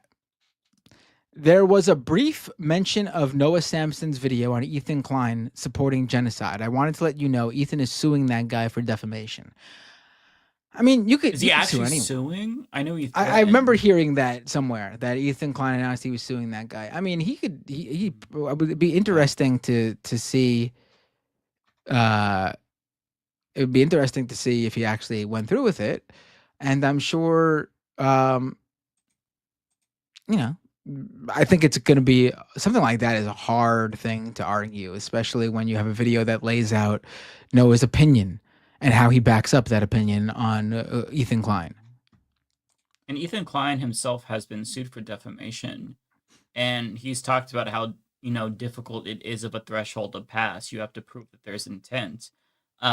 And this is just like everything that Ethan used to stand against. He was sued by Matt Haas over fair use, and he won. So he was like this guy that was defending other YouTubers, and now he's like being very litigious towards YouTubers that dare to criticize him. And I think it's disgusting. If he actually does follow through with suing Noah, that is despicable, to put it mildly. I honestly don't understand. Mudahar is threatening to sue him too. Mudahar, well, fuck all these people who have thin-skinned, who can't take criticism. I honestly don't understand. Because I think that Noah laid out a very clear-cut case. So if they think that that is worthy of defamation, it says more about them than Noah. And maybe they're getting a little bit defensive for a reason. I honestly don't understand who Ethan Klein's audience is. Like, Right. I get how he started, and I get what that audience was used to seeing, like the creator YouTuber drama stuff, the TMZ for the internet, like celebrities, like that type of stuff. Platforming of Jordan Peterson, all that shit. Like, oh, he did that. I didn't know he had that. He did that stuff too. It was edgelord. He had a reactionary phase before the leftist phase. Yes. Interesting. Yeah, it was so like a Black Lives Matter movement that really made him start to be like, you know what, maybe I should really start to double think my politics, realize that I've got white privilege, all this kind of stuff like that. Like, I honestly didn't know. I thought he was like I assumed he was like a what's his face? Who runs that Drama Alert channel? What's that guy? Keemstar. Oh, Keemstar? Keemstar. No, I assumed he was like one of those type of guys. Keemstar has always been a piece of shit. And Ethan oh no, was I know he Keemstar down. Yeah, Right, Ethan okay. would go after Keemstar now. Keemstar's boosting Ethan Klein, which says a lot. You know, But, look like, at who your friends are, who your enemies are, and it tells you a lot about what you're doing and who you're cultivating in your audience. My point though that I was getting at though was like I don't get his audience now. It seems like the only thing he talks about is Hassan. Like Yeah, it makes no fucking sense. Drama channel. Yeah. Like it doesn't seem like he covers anything. He's not talking about anything. It just seems like his personal vendetta with Hassan is now his entire being. It's his entire personality, and I don't see why you would watch something like that. It's Great just personal straight men in grievances. platonic relationships can be stalkers, just so you know. They can have bad breakups. Yeah. All right, Rolando Capalleja with a super chat. Matt, do you expect Ovechkin to achieve the all-time goals record before his 1,487th game, thereby setting the record one game before Gretzky? I don't know. I mean, I'm not the biggest hockey fan in the world. I do know that Ovechkin is about to break that record. But I think he could do it. It's hard. It's a tall order. I mean, he will break the record. The question is, will he do? How many games will he do it in? Yeah. Let's go to the. Oh, Mike just ghosted us. I have two more I could quickly read. Yeah, go ahead, read it because I can't. I gotta find the other one. I don't know where Mike is. Oh, and of course once again the live stream just crashes on me, so now I can't even read them. Well, if you find them before I do. I can't find it. I don't know what the hell. There's got to be a search function on StreamYard. They really got to make one. I can't. You got to be able to search through these comments, and you can't. I have no idea where he is. Pulling it up right now. Riveting stuff, folks. We are we could. Oh, we could Mike's keep- back. Mike, can you find Right. the next? I could not find the next comment. Who's it from? Chris, you should debate this one? Gen Z. Yep, Chris with a super chat. You should debate Gen Z conservatives on original and superior Instagram Reels app for real if it doesn't get banned. I mean, is that where they'll be up for it? Like I mentioned that yesterday on my stream. Like I want to do more stuff like that. More interaction with these. After seeing Sam Cedars' Jubilee video, I've gotten the urge to get into more of these. Oh, that made you want to debate. Seeing that made me want to go in a hole and die and never come out or ever talk to anybody again. I love that shit. And I know there's all these like TikTok people who just randomly like launch their stream and like people just call in, like conservatives just call in, and it's like, I'm an old man when it comes to this stuff. I really feel like where are they finding these young conservatives for me to debate? Chris, thank you for the $5. I think even 15 years ago, the House Republicans would censure MTG for that vile press conference. It is cartoonishly evil. Yeah, it was really bad. Still Dubell, thank you so much for the very generous $20. Hey, many thanks to y'all from Ohio. And Bay Photo, thank you for the $5. So Pierre were to become the prime minister, would he just be given the security clearance at that point, like how the president? Yes. You can. Any person who's leading a political party in Canada can access the security clearance. They just have to go through a pretty thorough background check. But you're supposed to do it so that you are privy to highly sensitive security information, even if you're not the government leading the country. So that's like if we have a parliamentary system and there's split leaders or people working together, that you can still have access to the sensitive information. He's the only person who doesn't have it, which is very sus. Sussy wussy. That is sus. Take do you it have away, any Mooch. more, Matt? Oh yeah, sure. Chris with another super chat. Can't say the Chinese competition to YouTube Shorts. Yeah, you can. TikTok. Or can you not post it? I don't know. I have no idea. Carl Shaw with a $20 super chat. Thank you so much. Oh, Carrie. I'm sorry. I saw the eye looked like an L for a second. I'm sorry. Carrie Shaw with a $20 super chat. Thank you so much, Carrie. Sleazy is my favorite dwarf. So you really took advantage of that $20 super chat. I like my favorite dwarf is dipshit. Yes. Mm-hmm. Albert Hugh with a super chat. Watching the fascist takeover of the U.S. has made me want to mentally prepare for the idea that I might end up in an El Salvadorian prison for fighting back. It's bleak. It's amazing. That's I don't even know anymore what to say about how gross and disgusting that is. Lars with a $10 super chat. Thank you, Lars. Follow up. This will be the 7th defamation suit Ethan has announced. Reddit mods, Hassan, Matt Lieb, Adam McIntyre, Bad Empanada, a TikToker named Aubrey Smalls, a random Instagram commenter, and now Noah.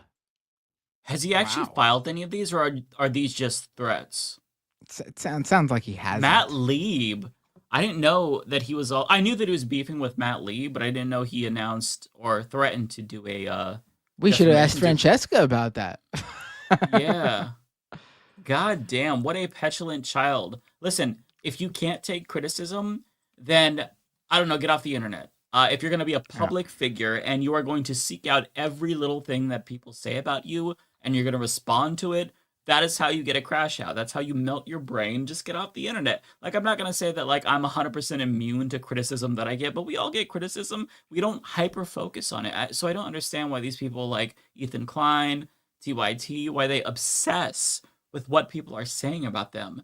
Log off. Go touch grass. Like, go hang out with your family. I genuinely don't understand the obsession with their own fucking criticism. Like, what the fuck? So weird. Pluvius with a super chat. Well, yeah, there's that. I just meant from among the things that wouldn't involve me Fed posting.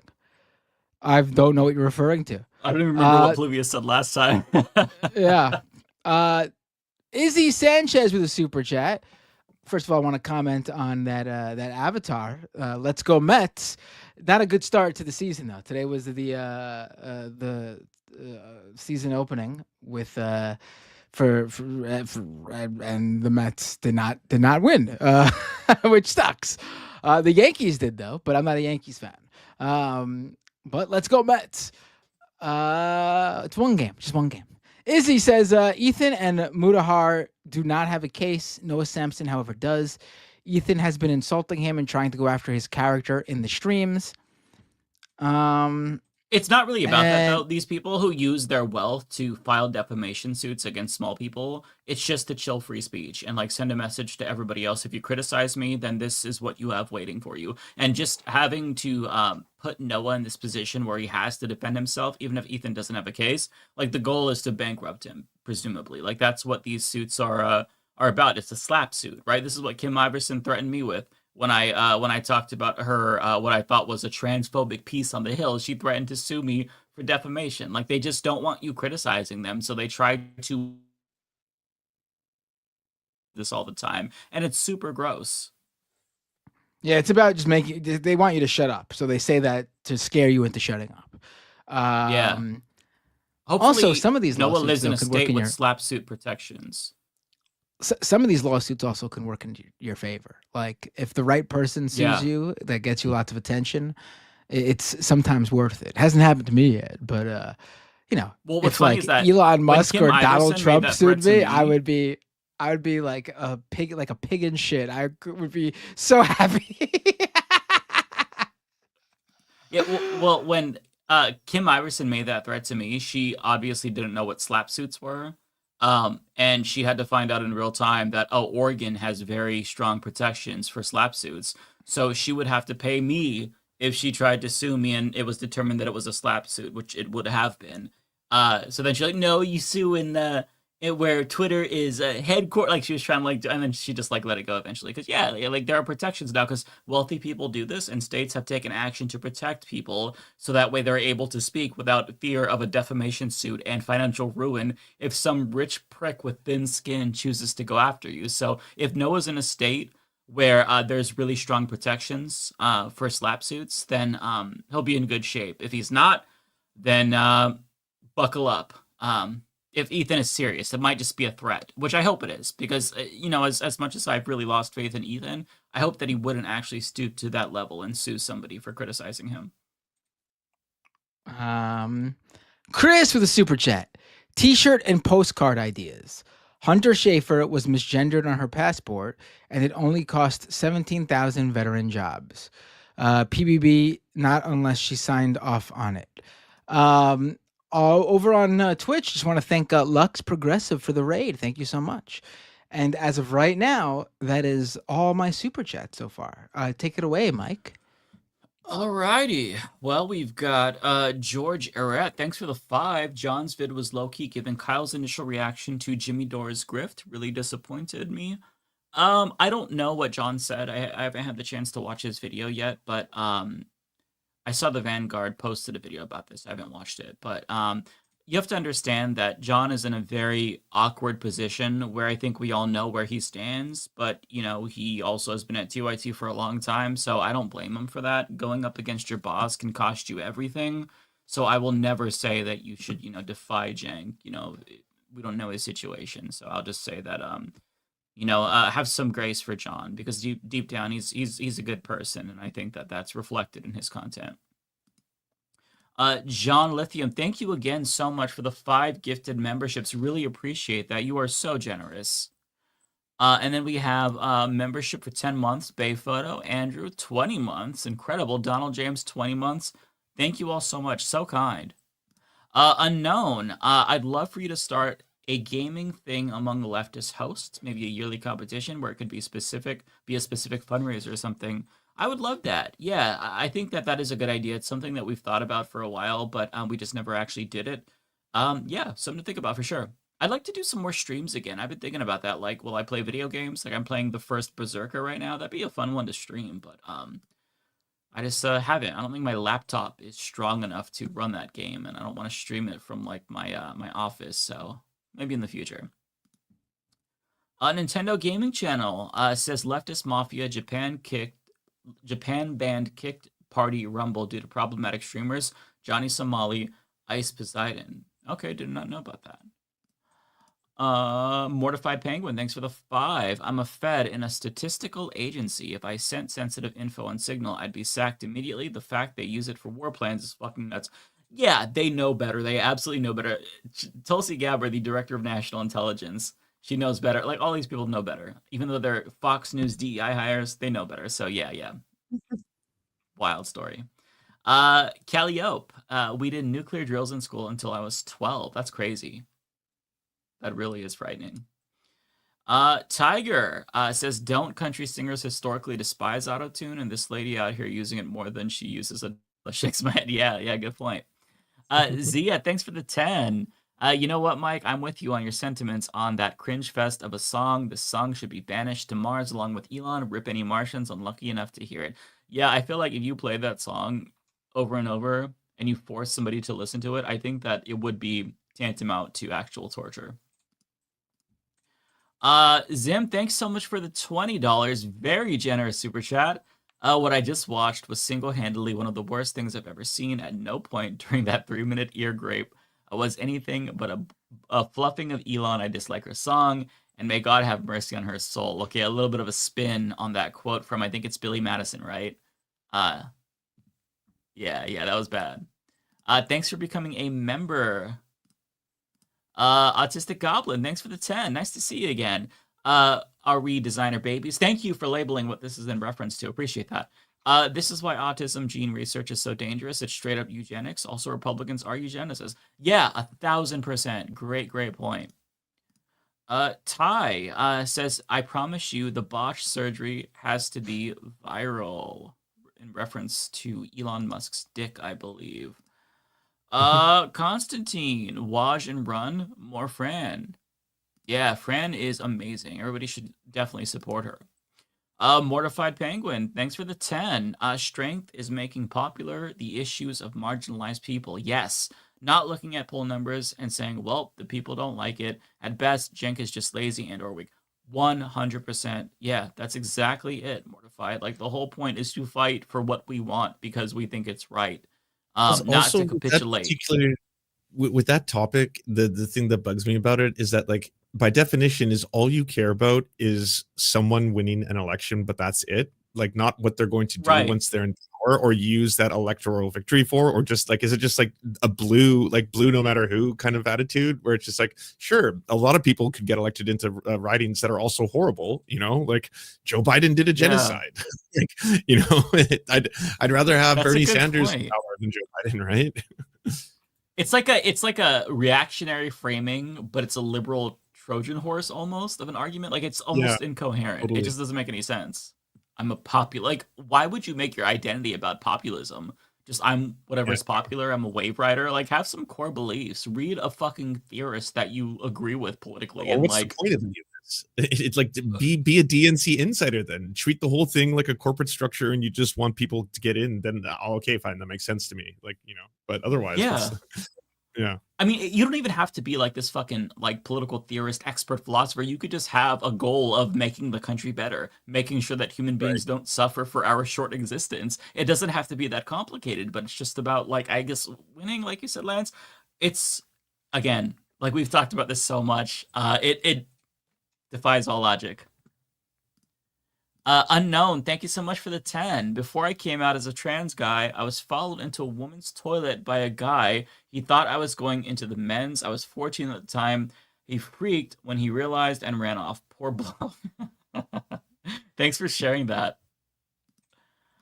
Sam, thanks for the 5. Thoughts on Musk and Grums trying to talk shit on Hassan, but instead get ratioed by Assassin's Creed account. Also solidarity to Francesca. We got her back.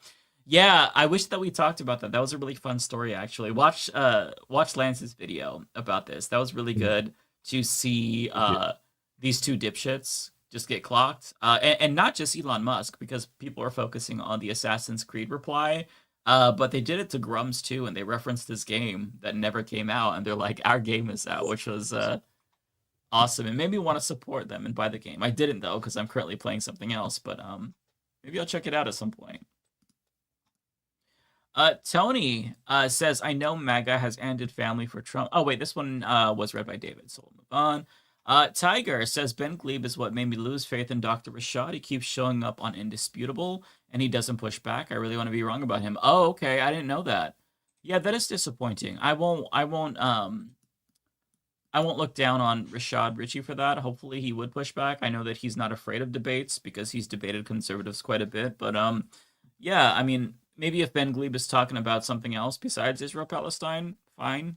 But, like, that's not somebody who I want to hear about, because all he has are Hasbara talking points that are meant to justify genocide. And I think that's immoral. Corpus says, with what TYT has become, it makes me question their motivations with everything they have done. I was hardcore watcher just 3 years ago.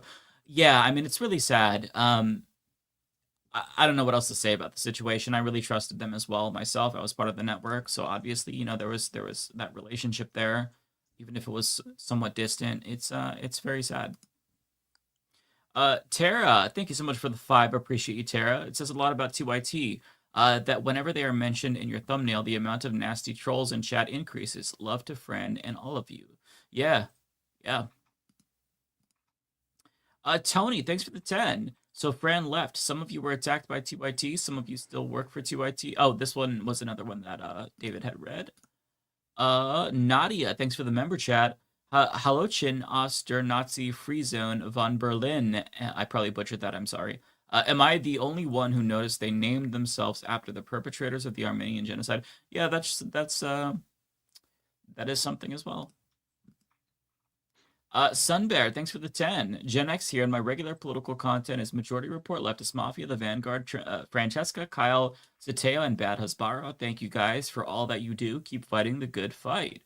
Well, thank you so much. Really appreciate that. That's a good lineup. Kim Jong-soon, thanks for the 10. I don't think you can say TYT isn't grifting just because they're not taking off.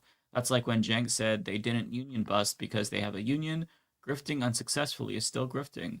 I think that's fair. To me, I kind of think that for Jenk, there's a little bit of disingenuity, i.e. a grift, in the sense that I think he's kind of really positioned himself in particular after the election, whereas before the election, he was kind of like arguing with Anna about whether or not Trump is a fascist. Anna, I don't believe it's a grift at all. I think she is authentically shifting to the right. She's changed her media consumption to mostly right-wingers, seemingly, based on what she said. So I think it's genuine for her. For Jenk, I think that it is a little bit of opportunism, but he also is high on his own supply, so I think he doesn't think that it's opportunistic. Either way, I think it's a distinction without a difference. It doesn't really matter. What they're doing is sad and harmful, and genuine or not, it sucks. Thanks for the super sticker, Sam Leonard. Appreciate that so much. Kowalski, thank you so much for the $9.99. Says, Mike, you won't believe it. Matt has not been building up a militia in Queens. Seriously, Matt? Are you doing your part in the West? How many are in your militia? Long live the Republic. Oh, we've got the biggest fucking militia. No, I'm sorry. I have not been doing my part as well. I'm not going to post on YouTube that I have a militia. That's bad. I do not have a militia, unfortunately. It's not a bad idea, though. I mean, that's Second Amendment. We could. Nadia. Nadia says, other Gen X people around, I remember, were hoaxists, Maoist third worldists, ANCOMs, and since anarcho-syndicalists, and illegal punks. I fled before Inauguration Day to not get holocausted. Oh, okay, you did. I think I remember you saying that. Sorry, I got a hair in my tongue. Okay, interesting. Tiger says, my wife is a green card holder. We've decided to avoid airports and cops. They're snatching up people for quotas now. She can't even visit her family in England now without fear of her being disappeared. Yeah, I think that's probably a good move. If you come back into the country, if you're a green card holder, I would fear for what would happen. I would imagine that there's a possibility, at least, that she would be detained. They're certainly searching a lot more people's phones. By the way, this is something that is actually somehow legal. The Supreme Court said that searching people's phones, you need a warrant for that, but at the airport, that's basically like the border, therefore there's an exception. So they can do it, and they've done it before. It's just kind of rare. So, if she's going to travel, I'd say don't. But if it's an absolute necessity, then, I don't know, maybe leave your phone at home, because they're going to search it and look for whatever might make them feel bad about her and detain her because of it. It's just really sad that a green card holder, a literal permanent resident, has to worry about this. Like, nobody should have to worry about this. Like, even if you're not a citizen at all, I don't think you should have to worry about this. But the fact that green card holders who did all the right things, they actually got their green card, they have permanent residency, the fact that they have to worry about this is truly so fucked up. Nadia says, there's no other side for the gay hairdresser who's likely already dead, and Trump's never been anything but a senile figurehead for hundreds of millions of Christo fascists bankrolled by hundreds of millionaires. Well, I mean, we'll see. The people who were sent to El Salvador are only supposed to be there for a year, apparently. But again, as I was saying earlier, there's no record of anybody ever being released. So my heart goes out to all of these innocent people who are there. And I don't even give a shit if you are in a gang. You still are owed due process, regardless if you're a citizen or not. It doesn't matter if they think you're a bad person. If they have evidence that you've committed a crime, they have to prove it. So all of these people who were sent to this gulag in a country that is unfamiliar to them, my heart goes out to all of them. It is so fucked up and beyond the pale. This is like one of the worst things our country has ever done. And we've done a lot of fucked up things, but this is up there with one of the most fucked up things we have ever done. Dusty Partition. Nice to see you, Dusty. Thanks for the 10. How dare you, episode 117. Not only did you not play the Halo theme, you made us watch that god-awful music video. Thank y'all for helping me feel sane. We are not alone in all of this. Yeah, absolutely. It is cathartic to know that other people, you know, are going through it with us, for sure. Kenzie, thanks for being a member. Tropical, thank you so much. Being max left sounds badass. For sure, it is. John, that rant was motivational. Do an audiobook. Maybe I will. Thank you. Couture Leotards. Clinton and Obama were fascist. We're fascist then. I don't see any behavior that's different with Trump, except he's more aggressive with the same goals as Clinton and Obama. No, that's where you're wrong. I think that you can say that there are elements about these Democratic administrations that certainly are fascistic in some way because we live in a late-stage capitalist society. So yeah, the ruthlessness and the extra constitutional things are going to be present there. But if you can't see that the behavior from them is different than Donald Trump, then I would recommend reading. There's an article that was published in Mother Jones about the detention center in El Salvador. Read that, and then when you finish reading that, read the article in Slate by Mark Joseph Stern and Dahlia Lithwick about the arguments that Trump is making in courts about how he has near dictatorial power. I did a video on this. You could watch that as well. This is very different. What we're seeing is unprecedented. Yes, there are certain similarities here and there, but Trump is different. So I would just say there are differences, and be cognizant of that, because you don't want to inadvertently minimize Donald Trump's threat here, because this is unique. Agreed. Thank you so much, Jay. JD Myrtleman.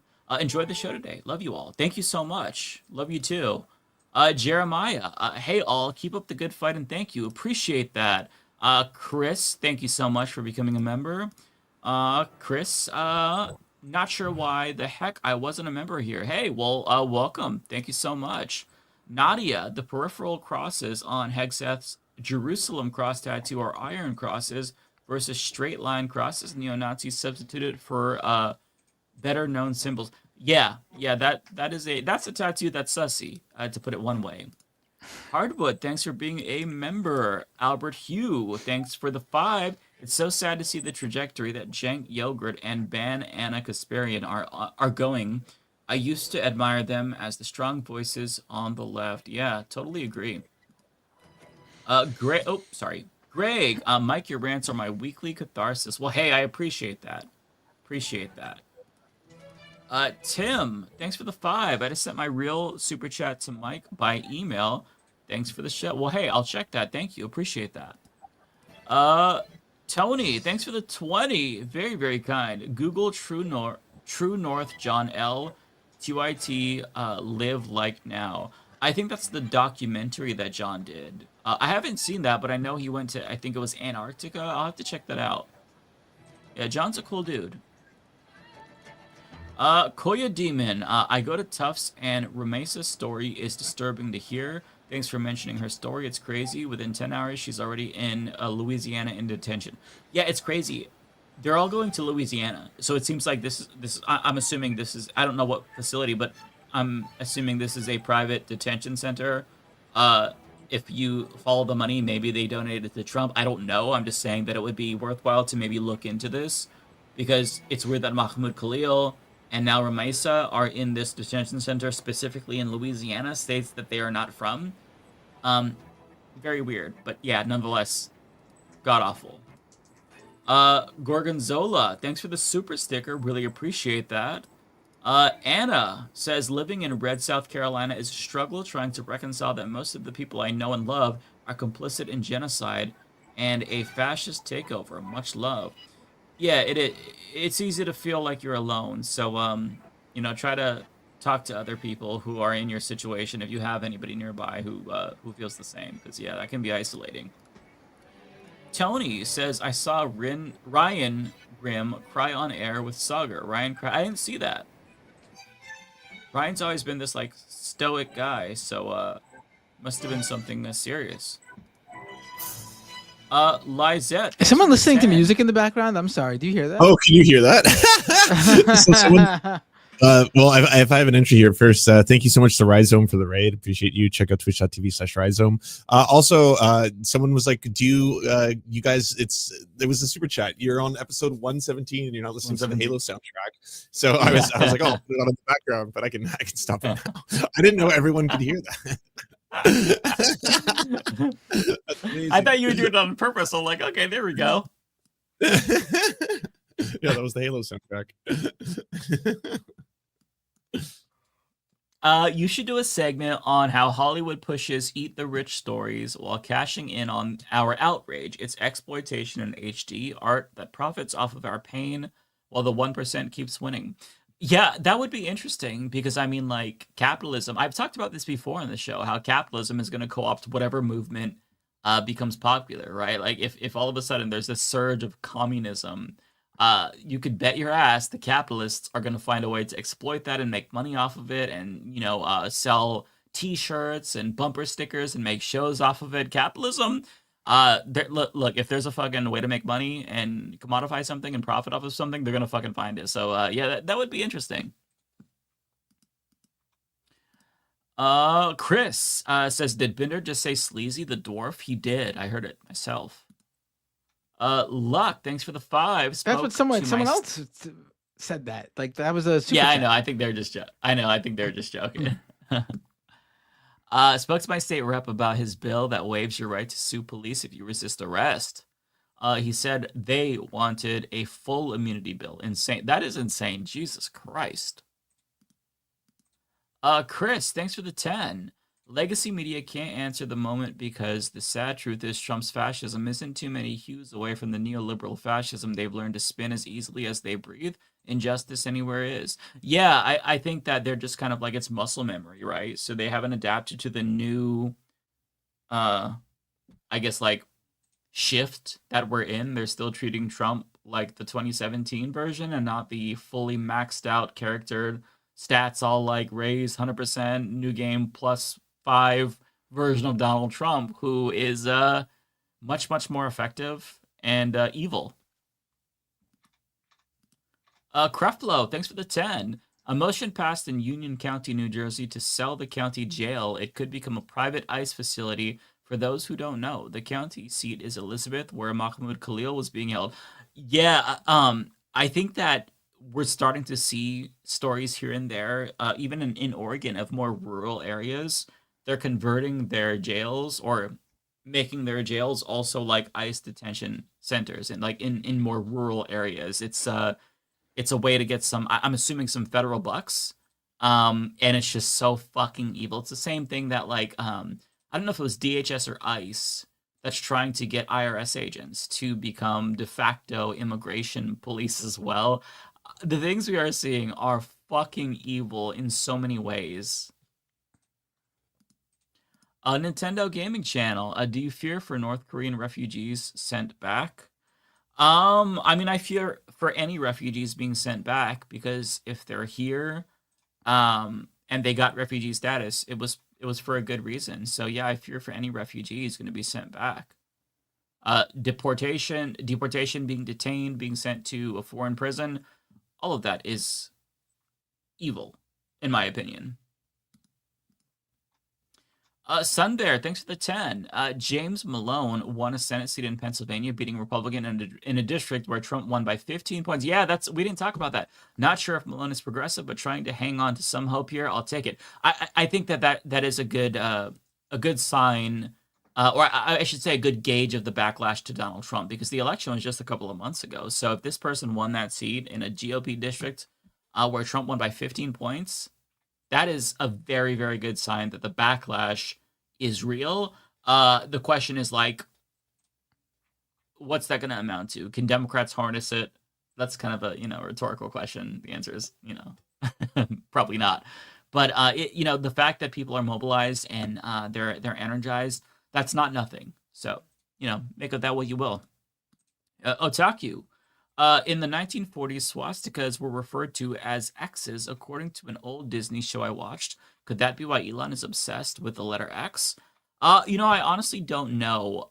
I don't think he would be that aware of history.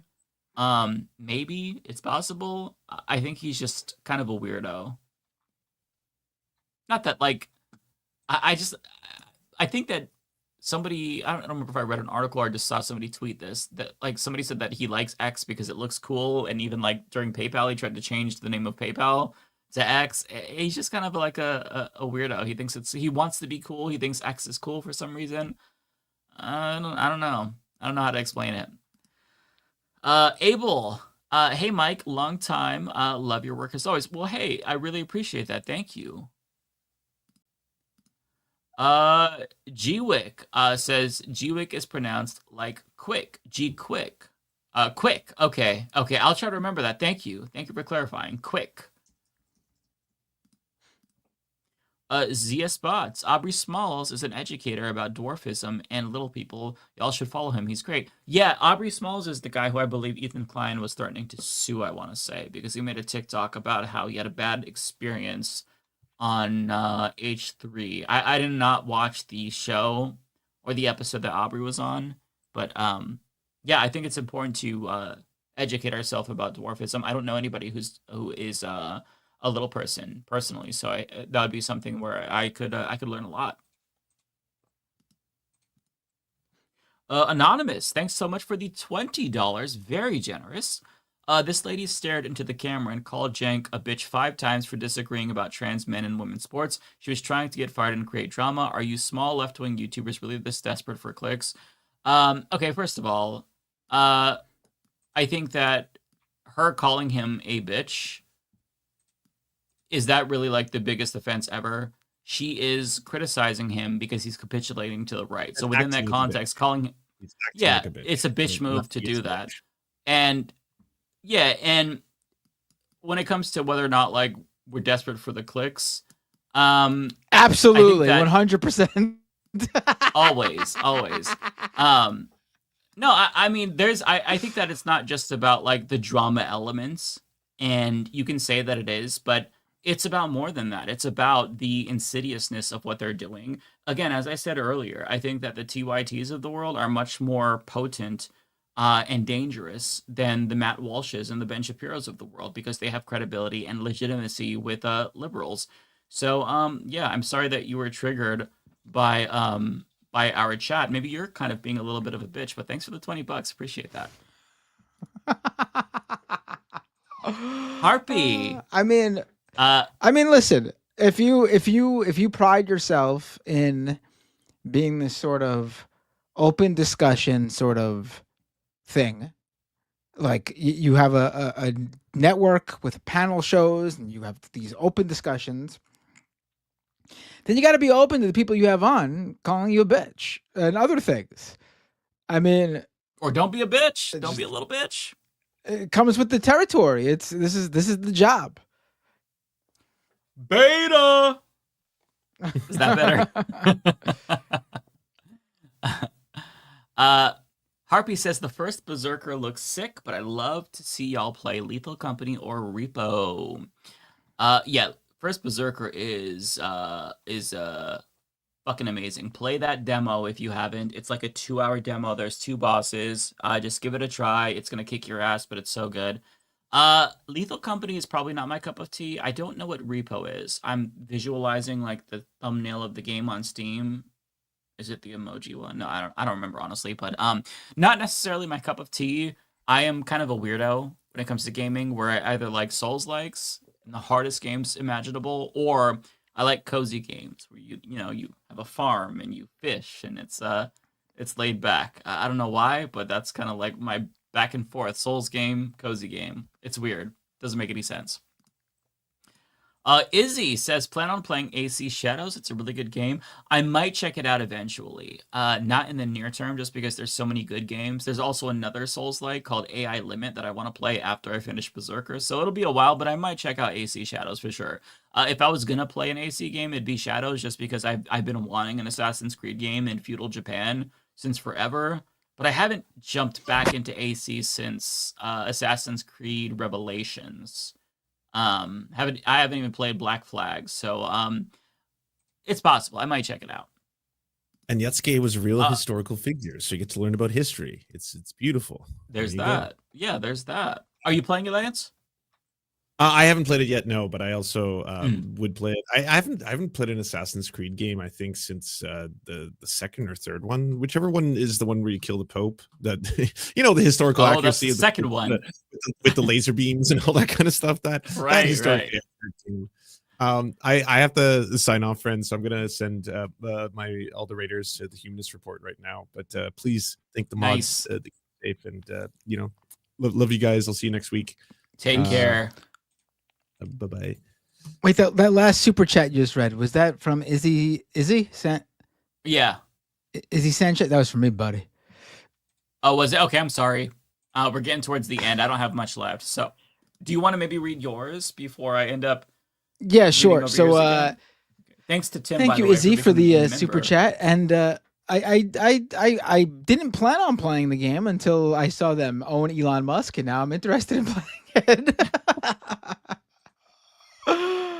Oh my god, my YouTube just crashed again. Hold on. Henchman 21 with a $10 super chat. Thank you, Henchman. Have you guys covered the anti-Hamas protest in Gaza for the third day in a row yet? Think it will hold? I don't even know what you're talking about.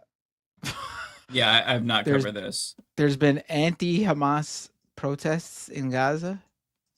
Not the most pressing thing with regard to Gaza that I'm covering at the moment, if I'm being honest. So I have not covered it. I mean, listen, I'm sure there are people in Gaza who are very fed up with just the situation in general and just want it to end. And so I totally sympathize with those people. At the same time, getting rid of Hamas is not going to change anything for the Palestinian people. Yeah, I mean, there's no Hamas. Zionists can say that. See what's happening there. Yeah, the pro-Israel crowd and Zionists can say that all they want. This issue existed long before Hamas, and it will continue long after Hamas unless something's done about it. It's going to take the political will from the governments around the world to do something about it. Lila says here, some additional context. The real story is how mainstream media is spinning it as being anti-Hamas when it's a few people chanting against Hamas and everyone else is protesting against the occupation and genocide. Okay, Yeah, I honestly don't know much about it in general. Yeah, same. But listen, I'm sure there are people who are fed up with Hamas in Gaza. I'm sure there are people who blame Hamas in Gaza. People are people. They have all differing views and all differing reasons why they get to that viewpoint. Without a doubt, there are people who are probably fed up with Hamas for various reasons. I don't think that is the issue at hand, though. Israel is not saying everything will be better for the Palestinian people once Hamas is gone. It's just it's a bullshit sort of scenario. It's just a bullshit thing to believe. Yeah, 1,000%. Totally agree. The tungsten wire with a super chat. Israel killed a drop site reporter. Ryan was broken. Oh, is that what happened? Okay, I did idea. hear about that. So that's why he was crying. Yeah, that makes sense then. Right, yeah. That makes sense. I didn't put two and two together. Yeah. Marla Surratt with a super chat. Watched John today. Thursdays were with Franny. He addressed the situation and was beside himself over it. So sad. That is sad. Ryan Lennon fan with a membership chat, member for 20 months. Thank you, Ryan. Mike advocating for electoralism in the name of Lenin. LMAO, Mike, you are literally what Lenin would call a moderate fascist. No offense. Well, that's okay. That's my You're my member, baby. You are not understanding what I said. My point was that people are basically trying to shit on electoralism, even the minimal amount that you participate in it, when they haven't even done the work, presumably based on my assumptions, to like be educated about how to even wage revolution, which is why I said if you're serious about that, basically read Lenin, read Marx and whatnot. So yeah, maybe you, because you made that your name and presumably your entire identity, maybe you are more privy about that, or privy to that information and are savvy on that. But yeah, I don't know what. That's all I got to say. Fuck you, Izzy kinda, but, like- Sanchez with a Izzy Sanchez with a $10 super chat. Thank you so much, Izzy. You have been so generous this episode. I appreciate it. Have you guys been following on the Florida 2 congressional seat election? Dems are leading in polling, and Trump got scared, and due to it, he pulled Stefanik from being appointed to his administration. I saw the Stefanik thing. I did see one of the polls with the Dem in the lead. I did not realize there was a second one as well. I don't think they quite realize what's going on yet, and that's good. Maybe this is the their awakening, where they realize, oh shit, what we're doing is actually unpopular. We'll see how it goes. I mean, the Dems did just win like a Pennsylvania Senate seat, not the U.S. Senate, like a Pennsylvania state Senate seat in like Amish country, apparently, which, like, if you all remember that super pro-Trump guy, Scott Pressler, made his entire identity for the 2024 election converting the Amish to registered Republican voters so they could give Trump the win. And people have credited him for winning Pennsylvania for Trump. Apparently, he couldn't get them out for the state Senate race. So we'll see. I don't know. Okay, I have to respond because Ryan followed up. Yeah, but it's not a minimal amount. You do your whole show around it, and it's not radical politics. Okay, well, how about this, Ryan?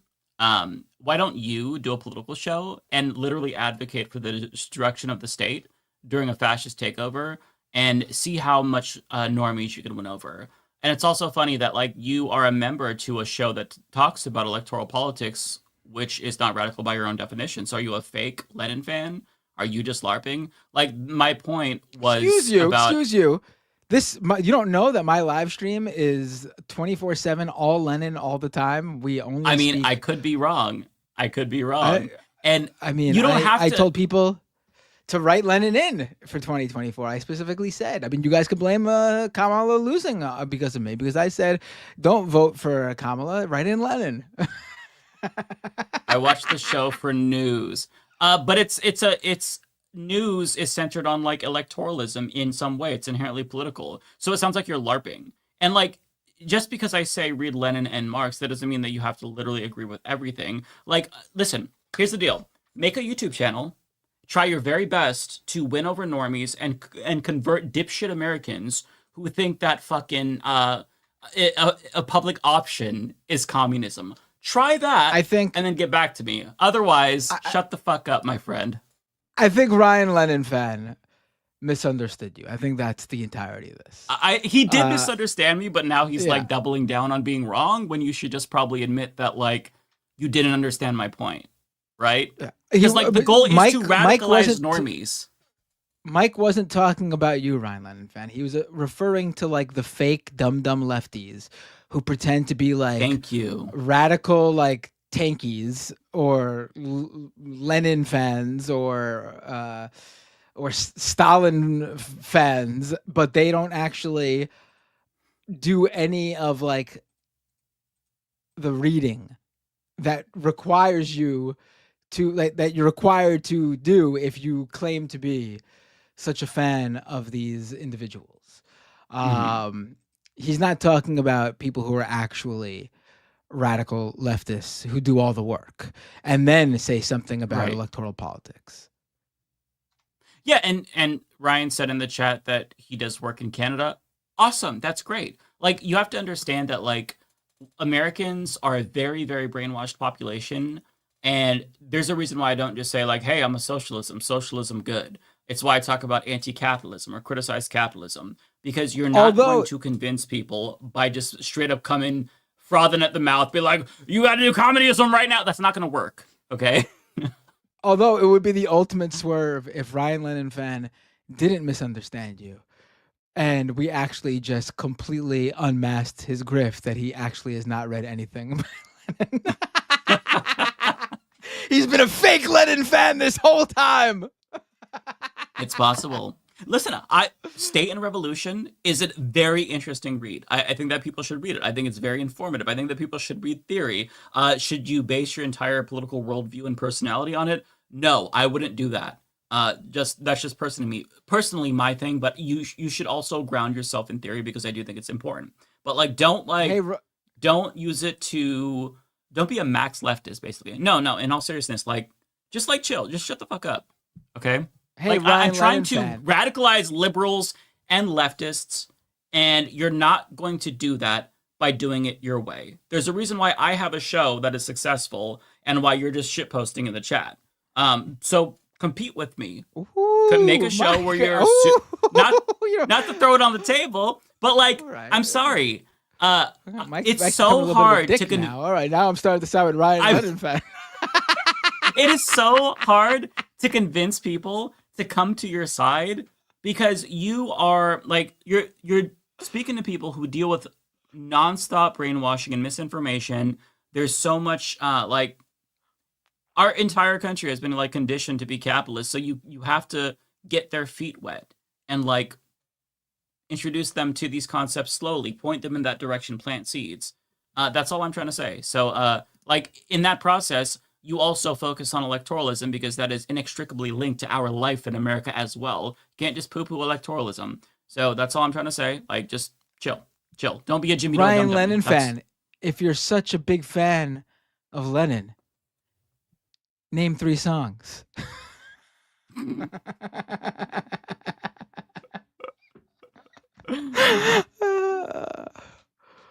All right, let's I'm done picking on I gotta Ryan. say that your ending argument there. I gotta say you were losing me, Mike. I was starting to agree with Ryan Lennon. Well, it's just motherfuckers. Do you know who I am? I was like, oh boy, I'm. That's fair. Not to be cocky and arrogant, but motherfuckers come in here and they're like, oh, you're fucking fake motherfucker. Okay. Chill. I'm sorry I triggered you because I invoked Lenin. God forbid I talk about electoralism and in the same breath say read theory, brush up on theory. I'm sorry that triggered you. Just chill. Stop trying to be purposefully obtuse, okay? And relax. Okay. All right, let's go back to the super chat. So I got a few more that came in. Izzy Sanchez with the super chat. Breaking: Elon asking Reddit CEO to regulate posts. I did see that. I actually it wasn't my original reporting. It wasn't my original reporting, but I covered it for Mashable today. Apparently, Elon Musk personally reached out to the CEO of Reddit and filed his complaints with a certain number of content moderation things that happened on Reddit. And as a result, Reddit deleted at least one entire post plus the threads with all the comments due to Elon Musk's complaint. And he got that subreddit suspended for a couple. Not good. John. Yeah. You talk about Lennon, but I prefer McCartney. I've always been a little bit of a Ringo guy myself.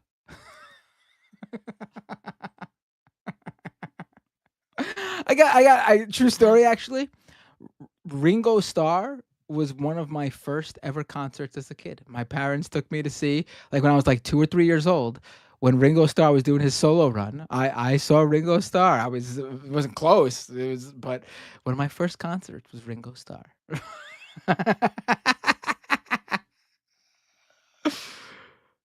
Hey, he was listen, he was no George Carlin, but Ringo was one of the conductors on Shining Time Station along with George Carlin.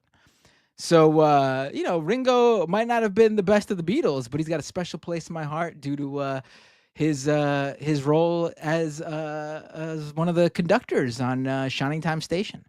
Do any of you remember that show? It was a great children's show.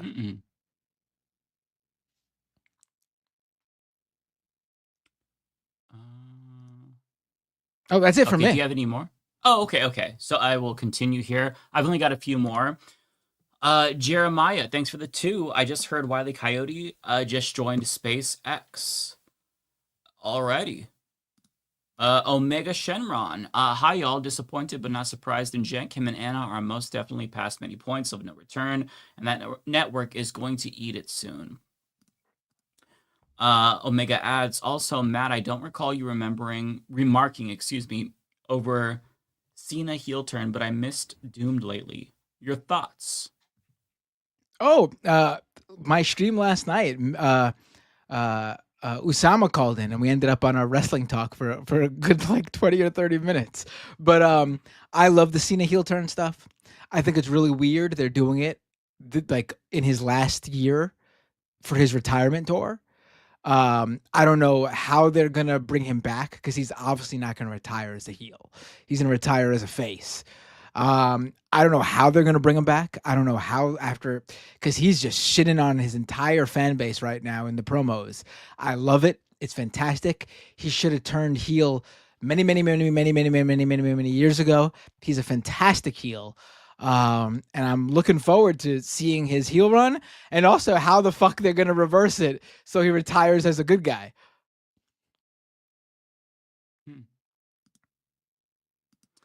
Brian Hughes, thank you for becoming a member.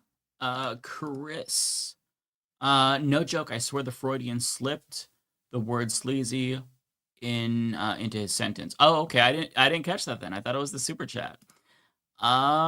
Baby, reminder, nationwide protest on April 5th. I know everything is exhausting, but please organize, mobilize, and remember we're in this shit show together. Yes, good. Thank you for sharing that. Chris, thanks for the 5. And if she was done with dealing with TYT shit and wanted to go out swinging, good on her. Absolutely. Thanks for being a member, Chris. Appreciate that. Jacqueline, thanks for the $13.99. Sorry, this is Canadian. Elon uses X for everything because Nazi grandpa Haldeman was in the Technocrat Party Canadian section where everyone was given a name that was a number with an X at the end. Oh, okay, I wasn't aware of that. I know that his grandpa was a Nazi from Canada. I was not aware about that. Interesting. Tiger says AC AC2 code for 88 is X. Makes you Saddam Musk. Okay. I don't know. You all are convincing me. Creflo says anti-electoralists are as serious as Jackson Hinkle, the CIA agent in the Signal chat. Also, live leftist Mafia show in Osbury Park this summer. I don't think we're gonna do a live show for a while because that requires Asbury some of us Park. to cross the border. Asbury Park. Okay. That's in New Jersey. Yeah. I don't think we're going to do a show that's IRL in a while just because that requires some of us to cross the border, and I don't think that's wise at the moment. But yeah, I really want to do live stuff. I would love to do live stuff. Like even if it's just me. I did a live episode of Scam Economy and I really fucking enjoyed doing it. Oh, cool. That was a couple of years ago now. I would love to do more live stuff. I don't know if I have the draw or the fan base to do it, at least touring or anything. But I am heavily considering putting together a live New York show, like at a small venue, and if that goes well, maybe doing it regularly, like maybe not like every day or a week or even month per se, but maybe like once a quarter or something like that, depending on how it goes. I would love to do that shit. I really enjoy doing live stuff. Yeah. I was gonna say I agree with the anti-electoralist point. I think that it's true. Like, to give credit to Ryan, there's a big emphasis on electoralism, and it's important to teach ourselves to engage with politics in a different sort of way. But you can't just discount electoralism altogether. I get that it's easy to do that, But at a minimum, I think that it is important to vote. You could say that that sounds livy, but it's like a small thing to do to at least try to stop fascists from winning. I think that that's worth something, just because, it would have made a huge difference in a lot of people's lives this time. That doesn't mean that it's going to solve all the problems. We're still a late stage capitalist society in decline. But I think that, you can't just discount electoralism if you're going to follow politics. That is nonsensical. Izzy says, had to give a donut to you, Mike. Randall didn't realize Mike got them Nax left guns and not afraid to use it. For sure. John says, you guys need to come together. Heh. For sure. Me and Ryan will get a beer after. He's buying, though.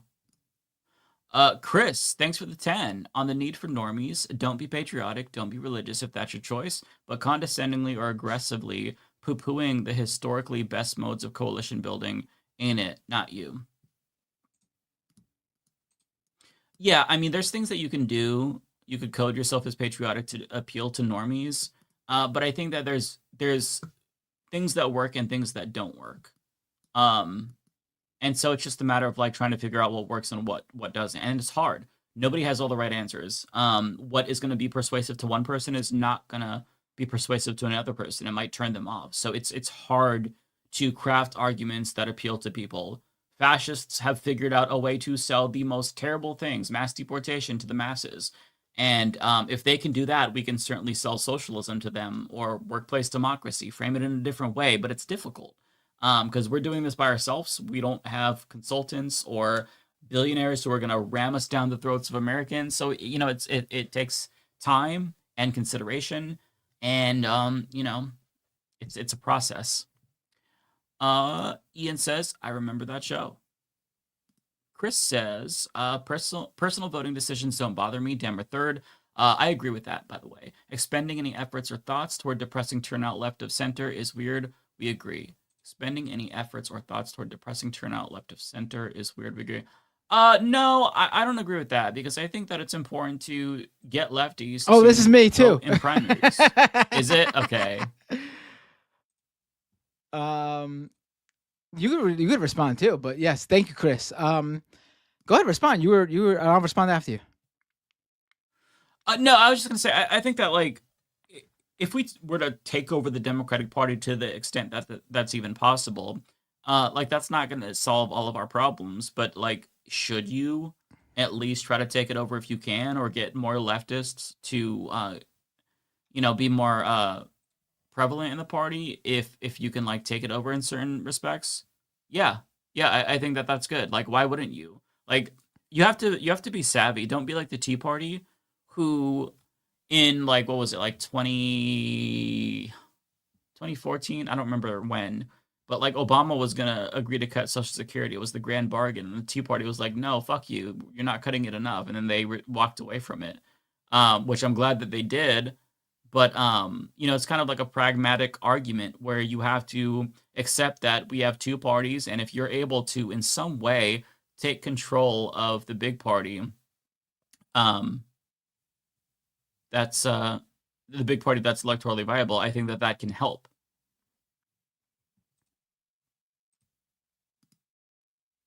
Maybe not help, but, like, minimize harm, Yeah. Lady Badass. Lady thanks for the Badass. 5. This one's for me too. Oh, this is you. Okay, I'm sorry. I'm out the then. YouTube channel, the YouTube channel will Respect the Dead. The gimmick is they don't respect the dead.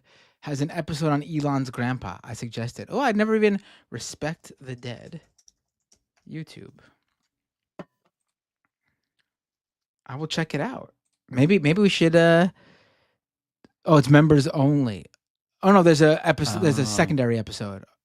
Oh, is this an animated thing? Oh no, it's not. They just had an animated, like, little interstitial. I'll have to check it out. Maybe we should do something with them and talk about this. This is interesting. Yeah. All right. Let me find... That's all my super chats. How about you? Yeah, I'm good. I'm out. Oh wait, Redolent Thought gave out 5 community gift subs on Twitch. Thank you so much. Really appreciate it. I really appreciate all the support over these past few days. I had taken a break for like 2 weeks from doing my own stream, and I had things going on, and you guys jumped in with the super chats and the Twitch Prime subscriptions and all that, and it's like I didn't miss it. So I really appreciate the support. I just wanted to say, and I'm getting back. There's just things going on. I'll let you guys know everything. Everything's fine, but I'll let you guys know what's going on. Yeah, I told you my kids have been sick the past 2 weeks. One was sick each week. Once one got better, the other one got sick. And then their extracurriculars after school. We're doing. There are now 3 separate soccer teams that this house is going to practices for. My daughter, my son, and my son's travel team. So we are, and that means we are doing 3 practices a week for the travel team, and then 2 practices a week for my son's regular school team. So that's 5 practices a week just for him. And then add my daughter's 1 practice a week. We're doing 6 soccer practices a week in this house. That's so a lot. It's been busy, but there's other things going on I can't tell you guys about yet, but I'll let you guys know. So I just wanted to say thank you. And Valinova with the 30 bits, thank you so much. And Looney Tunes 9000 resubscribed for 3 months at tier 1, subscriber for 15 months. Got one what more I really here. need to go ahead. Yeah, 1536 after 18 second strike starts. Also, first sea-based Tomahawks launched. More to follow per timeline. We are currently clean on OPSEC. Godspeed. Yeah, this is the a quote from the leaked Signal chat. Good shit. So I got it. You know what I got to do, and it'll make my life easier too. I just got to fucking fight myself to do it. And Mike, you've told me to fucking do it for the past 2 years. You have to fucking do it. YouTube fucking videos. Just record 5 to 10 to maybe 20-minute YouTube videos. Don't have to do the hours-long live streams every multiple times a week. I'll still do them though, obviously. But like the just pop out those YouTube videos. It's not like I don't know what's going on anyway. It's not like I have to do any extra work. I'm already taking in the information. I just got to take the time to record myself spitting it back out. Once you do it once, you'll want to do it more. It'll be cathartic. Yeah. One more came in. Maybe you should hold maybe one day, one of these weeks where you have time. You should like get on a Zoom call with me and force me to do it. I'm pressing record, Matt. Talk. Jeremiah says, do you find YouTube censorship difficult to combat? I haven't had a problem with YouTube censorship as of late. I actually think they've gotten much better. I hate to say it. Again, my channel is a lot smaller, but I whenever I get hit, it's copyright related issues to like a clip we played or a piece of music that played for like 30 seconds, which sucks, but much more understandable than like content moderation in terms of like opinions we shared. Yeah, I agree. I think that they have gotten better over the years, and even if you get copyright hit, you can contest it and they'll put the funds in escrow so that way you can still make money off of that video, which is nice if this is your full-time job. So yeah, I have no complaints right now about YouTube. I mean, I have complaints, of course, but like in terms of censorship, I think that they're probably one of the better websites who has gotten better over the years. Yeah. So who are we rating on Twitch? Do we want I will say I do wish YouTube. I know they have like a very like hacked together version of the Twitch raid on YouTube where you have to like pick who you want to raid based on like you have to do it in like the settings, and it basically just like sends your viewers to another channel when you like to another video when you end your stream. It's not the same as a Twitch raid, so I really wish it's too cumbersome. Yeah, I wish they did something like the Twitch raid. I'd be very helpful, honestly, for everybody. Mm-hmm. Who are we rating? I see. You want to raid who? Frogun? Yeah, Frogun? Sure. Want to raid Frogun? Yeah, sounds good to me. Sure. I'm pressing that start raid button now. Are you? Yep. All right, folks. Really appreciate it. Another wonderful week with you all. Hope you enjoyed the show. And we'll see you all on this show next week. I am pressing the raid now button. Are you, Mike? Yes. All right. All right, Peace, folks. everyone. Have a wonderful week and take care.